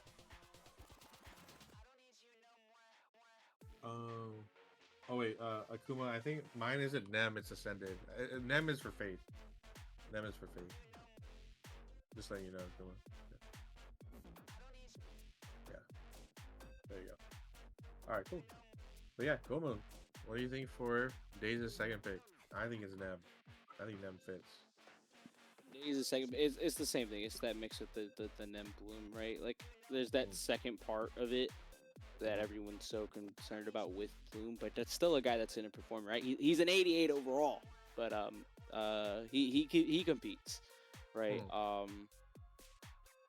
So it is a niche thing. I think it's fun. I mean, we're not a grindhouse league if there isn't some weird stuff that happens. Oh, 100%. So yeah, I think it'll be I think it'll be fine. But you know, if Days goes Nem here, I think the other part, I like the point about the Nimbus thing, right? Like, he's a great player, but he has to fit into whatever team it is that Bloom falls in for 2 weeks. And, you know, is he going to do it? Is he the kind of guy to do it? Is he going to have too much of an ego? Right? What's he capable of? So, I think I have Bloom written here, but I would not say Days is wrong to go Nem. Or even Ascended. Ascended is a guy that's gonna. I have him later, but you know, I think Nem would be a little bit of a bigger fit here. Okay. Now this next one, you probably think I'm super fucking weird for it. You were before. Yeah, no, there's probably some other weird ones, but this one's probably the weirdest by far. Oh, running. Okay, cool. But okay, I'm thinking about this, right? Can Monster Mario win with Bloom 5-1, and then be okay with possibly losing that next one, right, and making it to playoffs? Is he comfortable enough? I don't think he will be. So I think he'll pick somebody that can develop on the side, because I think Fishy will get them a good coaching, right? And this next player that they pick is somebody who needs threes coaching, and he'll be a fucking monster with Monster Mario. He'll be Monster Sly by the time it gets to playoffs. Okay. I'm going with Sly. Yeah. Okay. Bob Sly. Interessante. Sly Bob. Interessante. Yeah. Because honestly, they're gonna evolve. But yeah, go ahead, Corey. Yeah. I was gonna say, I think a lot of people underrate Sly a lot, even after winning S tier last season. I think Sly's still a pretty underrated player. I think Goose did a good job starting his development in threes. I think Fishy will be the one who can finish it, especially with Fishy being that mechanical player that Sly is like. I think that's gonna be a really good coach to player interaction there. No, yeah, I mean, dude, by the like, you'll have two monsters on your team. You have Monster Mario and Monster Sly. Sly, you gotta change your name to Monster Sly once you go super hard, dude. I'm just saying. And that right there is a playoff team. If you have two players that are basically around the same level, and especially around Monster Mario's level, who I think, if Monster Mario puts in some extra time, he could definitely reach SSL. So by then, I think this team will be really good playoff team. By then. Yeah, 100%. Your thoughts? I like it. I have it. I think in the context of S, so on the inverse, right? You talk about Sly being a good performance, right? Even the last tier or last season, S tier is not the same S tier this time around, right? Every single person in the first round is SSL, if not near, right? That wasn't the case last season. You know, it was very close, right? There was Maples who, you know, he didn't have the title of it, but you know, was near there, and here he is. You know, he got it, no problem. It's just it's a very tight thing. So again, you know, I have the Bloom into Nem. It could be flipping. Now the thing is, if Days goes Bloom, I can see Fishy go Nem. But if Days goes Nem, you know, where's Fishy looking at? Is he sniping Kadoku out? Right? Is he taking Delta? You know, Ascended. There's a lot of players there before I see Sly.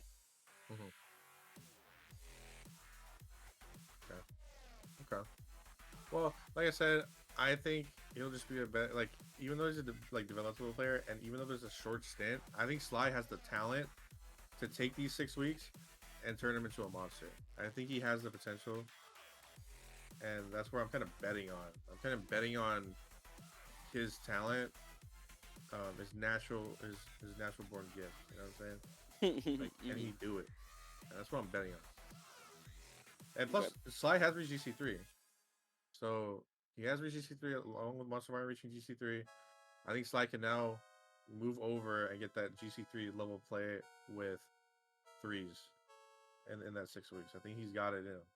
I think he got it. That's what I'm betting on. Yeah. So. Yeah, 100%. I think both of y'all's picks are smart in their own ways. I think it honestly could go either way. I don't know. Fishy's a man in his own mind. So whatever he cooks, he cooks. That's it. Yeah. Okay. And I'm sorry, who did you pick for Fishy's one, Goldman? Who did you pick? Nem. Nem. You went Nem. Gotcha. Okay. Now, the Sosa pick, I think makes a ton. Oh yeah. All right. I think Car has to go. So goodbye, Car. Goodbye, chat. Peace. Later, Car. Yeah. But this next pick, I think Bloom goes here because I think T-Saban, Bloom, Sosa, 100% goes 5-1, and they don't have to worry about first round of playoffs. They don't have to worry about, that last week. I think this team is way too strong to even care that Bloom is leaving for a couple weeks. And that's why I think Bloom falls here. Yeah. I like it. I think that kind of, I have like my whole suspicion about the, where Bass is the first round, right? I only assumed that the coaches had to be picked like in the second or something like that. Right. I guess there's a placement process for that. There is. The numbers committee puts you where they think you should be. Yeah. So I was like, I have a little question mark here. I was like, is Sosa the second round with it, or is he the third round? So I did have Sosa, having himself for round 2, but I wouldn't be surprised if they put him for round 3. With that, I'll say that Sosa probably locks in Ascended here. I mean, that would still be a devious team. That would be a very devious team for just to check, sorry, I thought you had swapped your choice when it was the race. So are you going Bloom then? Was that your choice, Goldman? Yeah, you had that right for Bloom and Nem. Okay. Well, yeah, I had Nem, but then you chose Nem for this. I was like, wait, what the hell? So no. I said that they could be interchangeable. I said okay. I thought you were making capable of that. Okay. No. All right, we're good then. All right, cool. Yeah. So yeah, I mean, Ascended there, devious, demonic pick, absolutely devious. Okay. Now these next two. I mean, I feel like we can just go through these next 4 picks. Full Moon. I mean, pretty easy. Goose, Kyle, Kadoku, and Delta, and that's mine. I think they're already picked. That's exactly I think mine. Yeah, the keeper picks. They're already out. Fact that Bass is on the curve. Getting Bass, Kyle, Kadoku on a team. A little unfair, I think, with how the keeper picks work. A little unfair, yeah, true. It is. It is a little bit unfair. But I'm not here complaining. I just think in context of every other team, the way the curve hit for him is, Sorry, and for the uninformed, you said it was the next 4, but like I get the Kyle Kadoku, but what are the choices for Goose's team? Goose and Delta. Goose and Delta. Goose and Delta. Yeah, so Goose has Goose in second round. Wait, he didn't choose himself first round? The fuck? Oh, because he can just keeper pick himself, or what? Well, because the numbers committee will put him where they have their own rating. Yeah. Okay. If he were to have been picked by somebody, right? That's why Bass is round 1. Bass would not have fallen round 2. Bass would not have fallen round 3. Right. And you're feeling that Delta is going to Goose? I mean, I love that. I think he's kept. Delta. I think he's kept. Yeah. Yeah. I mean, I'm down for that. They could run it again because in my head, I imagined Ascended, coming out there too. I feel like they might swap that around, get a little creative. But it depends, right? Because again, that's dependent on if Sosa for me is either round 2 or round 3. I don't think the numbers committee can go wrong there. Whichever one, I'm not going to riot. But So that being the championship team and all from last season, does Delta make that team better than when they had Sly? So. I don't think so, to be honest. I think Sly is a bit better than Delta, and plus I think Sly has more talent and he has a higher ceiling when he coming to the end of the season. I could be wrong though. I'd be excited for Delta to win it. I'd be super excited. I'd be like, damn. I'm like, good shit, bro. Like, goddamn. Like we always say in the beginning, we never hate on these players. It's just what we think, like at the time. And if you prove us wrong, dude, that's even better. Like, I mean, Delta is easily one of the biggest question marks going into this season. I mean, right? I mean, like he's one of those few players who made the jump. Right. Yeah. Beans was one who like dominated his tier, so it was very obvious that he should be in B tier. Yeah. Whereas Delta didn't necessarily do the same in A tier. So it was more of a question mark on whether or not he should be an S. Again, I push my jump. agenda, man. He made the jump from mostly MMR growth. Like his growth in the off season. It wasn't from it wasn't an incredible A tier performance. Yeah. So, they gave him the nod on MMR growth. So we'll see if he, and if he fills in that team, he has big shoes to fill. This is the former championship team. If they come out flat, there's going to be fingers pointed. Yep. Just instantly. So I said it again the last one. I've already got my cow. I've already got my beans. I already got, all these others. My last one here is the Delta thing, man. I don't care what the MMR says, man. There's a lot of people that hit certain MMRs, and they're just, all that. Let me show match against him. I want to show match against him because I want to know. Like, I really want to see what people see, and like I'm down to play him. Like, give me and him equal teammates, and we'll fucking go at it. I just want to try it. Out of curiosity, like particularly Days, I'm interested in the idea. Like, what is like a well-rounded team for you? Because like there's got to be like you need your solid third, obviously, and then you kind of have like a playmaker. And I mean, looking at the Goose team right now, it's like, to me, Goose and Delta have a very similar play style. I think Delta's a safer like player. He doesn't play as aggressive as Goose does, but I think the way that he'll get like molded this season will be to be more like Goose, but then you'll have two Gooses on one team and then Maples, right? And Maples is also like, I mean, he's cracked, but like he's also kind of a safer kind of player. Yeah, he is a safer player. Yeah, so it's like you got like three kind of safe players. Like you're basically like just 33% at each objective, right? Like upfield, midfield, and fucking backfield. Every player is like 33% decent at each of those things. Whereas like when you look at like Faith, I guess. Oh no, Bass. Okay, let's look at Bass, right? Like Bass is like the mechanical fucking psycho. Kyle is just the aggressor, and then Kodoku is kind of their third, but like even split kind of player. Like I think, like what makes like the best team comp for your thoughts? Like, do you want multiple aggressors? Do you want like, I don't know, a good upfield, a good attacker, and like a good safety, like a third man, or I don't know. What's like the best case scenario to build a team around? Yeah, so I probably have a pretty unique take on this.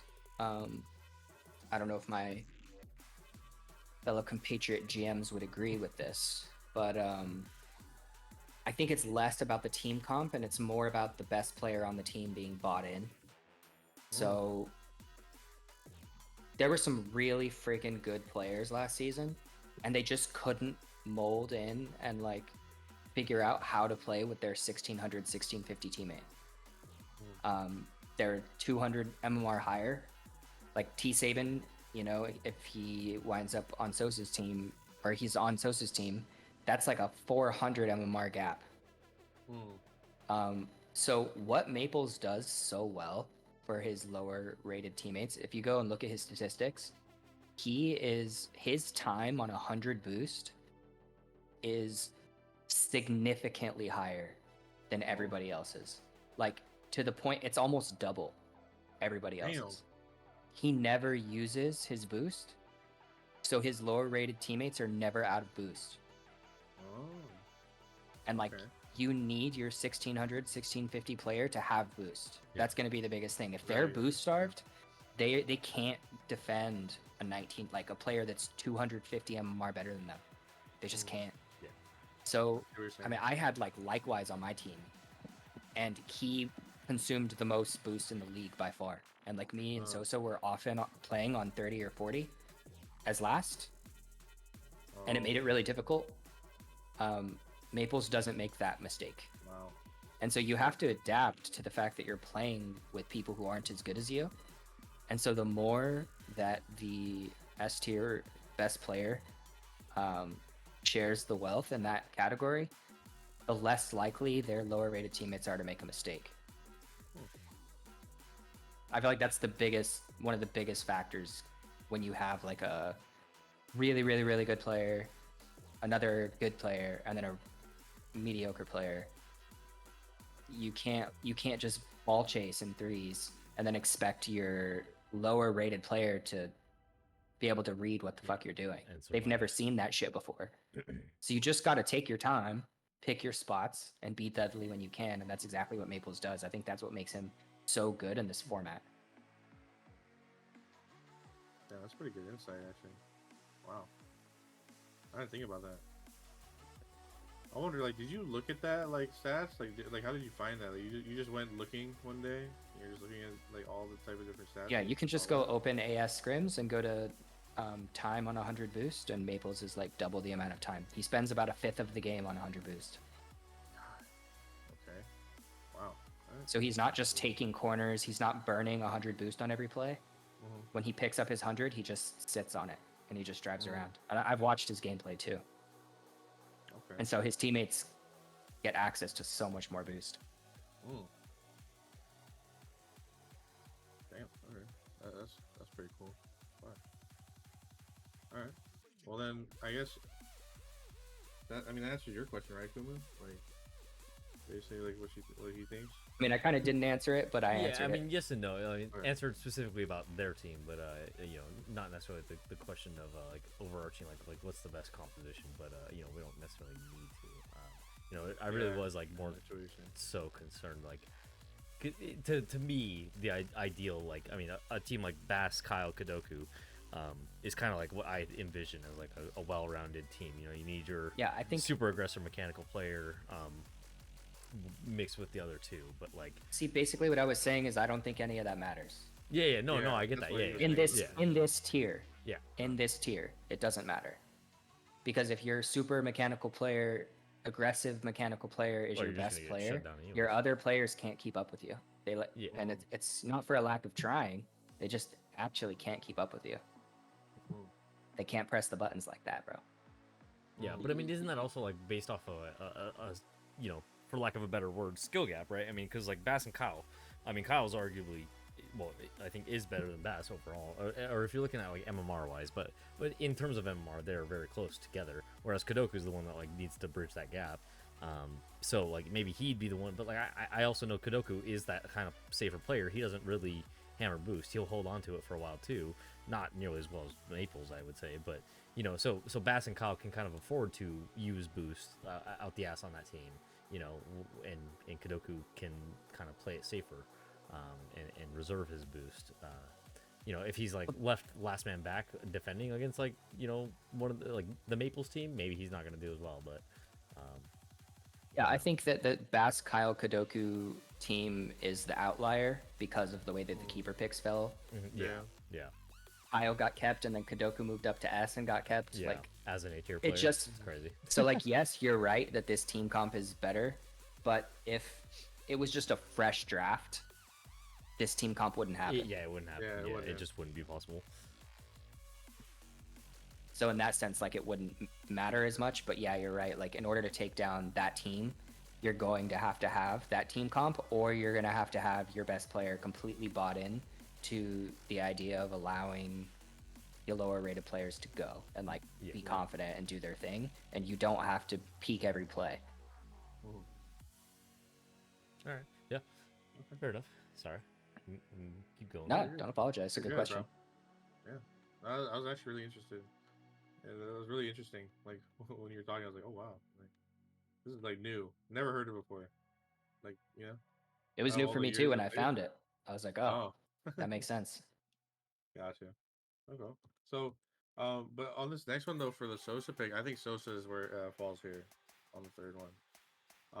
I don't think it's because of his skill. I think it's just because his MMR. Like, I think the numbers for me looks into MMR like decently. So, I think this is why he's third. And this isn't the guess though. He could be second.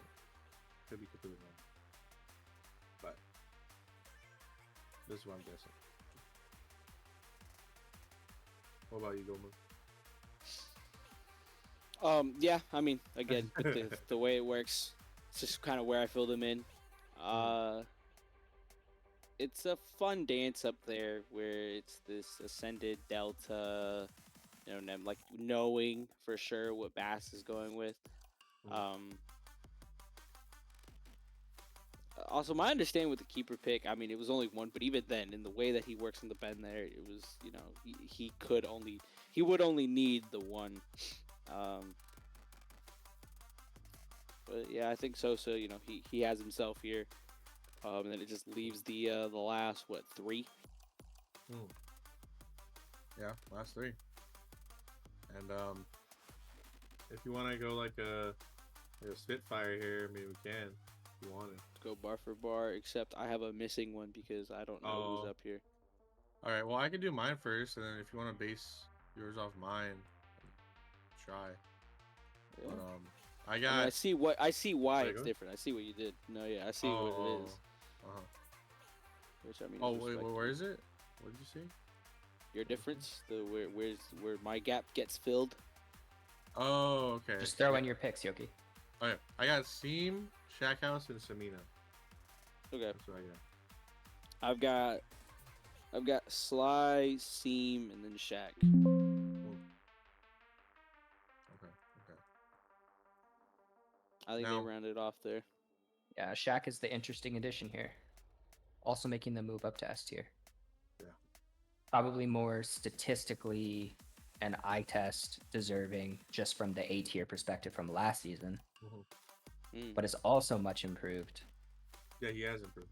Playing with him, he's much better. Yeah. And yeah, what do you think about these picks for your team, Days? Like Seam and Shaq. Are they interchangeable for you? Do you feel like one is gonna be picked over the other? Yeah. I have more familiarity with Shaq. Having played with him a lot. So we have that going for him. I mean, I don't know Seam, and I haven't seen him play either. So that's kind of on me. I gotta pull some tape. Okay. Gotcha. And then real quick though, so these are the finishing predictions. I know it's been a long podcast, but if you guys can quickly look at the chat real quick, we're just gonna do like a last top 3 out of these decals of the season's decals. Oh yeah. Just top 3 real quick, and then we'll end it off there. We'll say our goodbyes to the audience. Okay? Shout out the King Kong updated. Yeah, the King Kong updated does look a lot better. Alrighty. Who wants to start? I'll start. Yeah. I think the new updated version of Kongs is fucking incredible. I think it looks great. First pick for Got me. The hairiness. Yeah, that's hairy. It's my second pick. I do think the Kong one is sick. I don't. You said it's updated, so what does that mean? They changed it since the old one. Yeah, the old one was like Get brown, like turd. It was turd. Okay, yeah. I thought like the one over the weekend, right? Like when they announced the teams and shit, like and showed it off.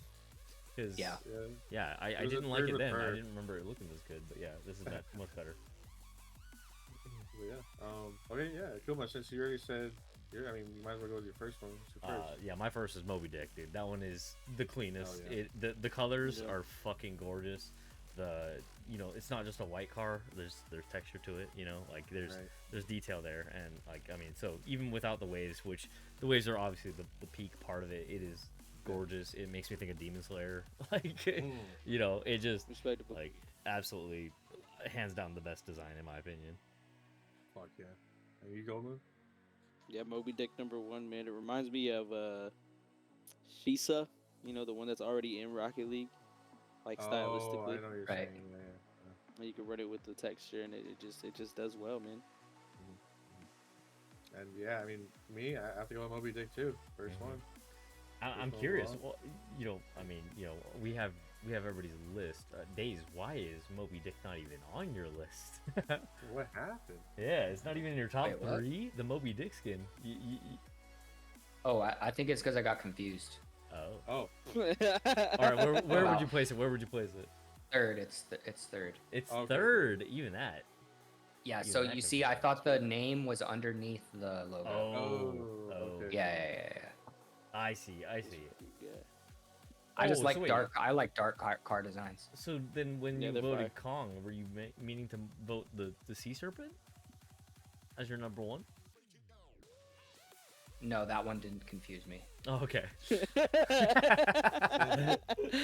Because it was the first one, and then I scrolled down and got confused. Fair enough. That's pretty good. Okay, so why don't we just go?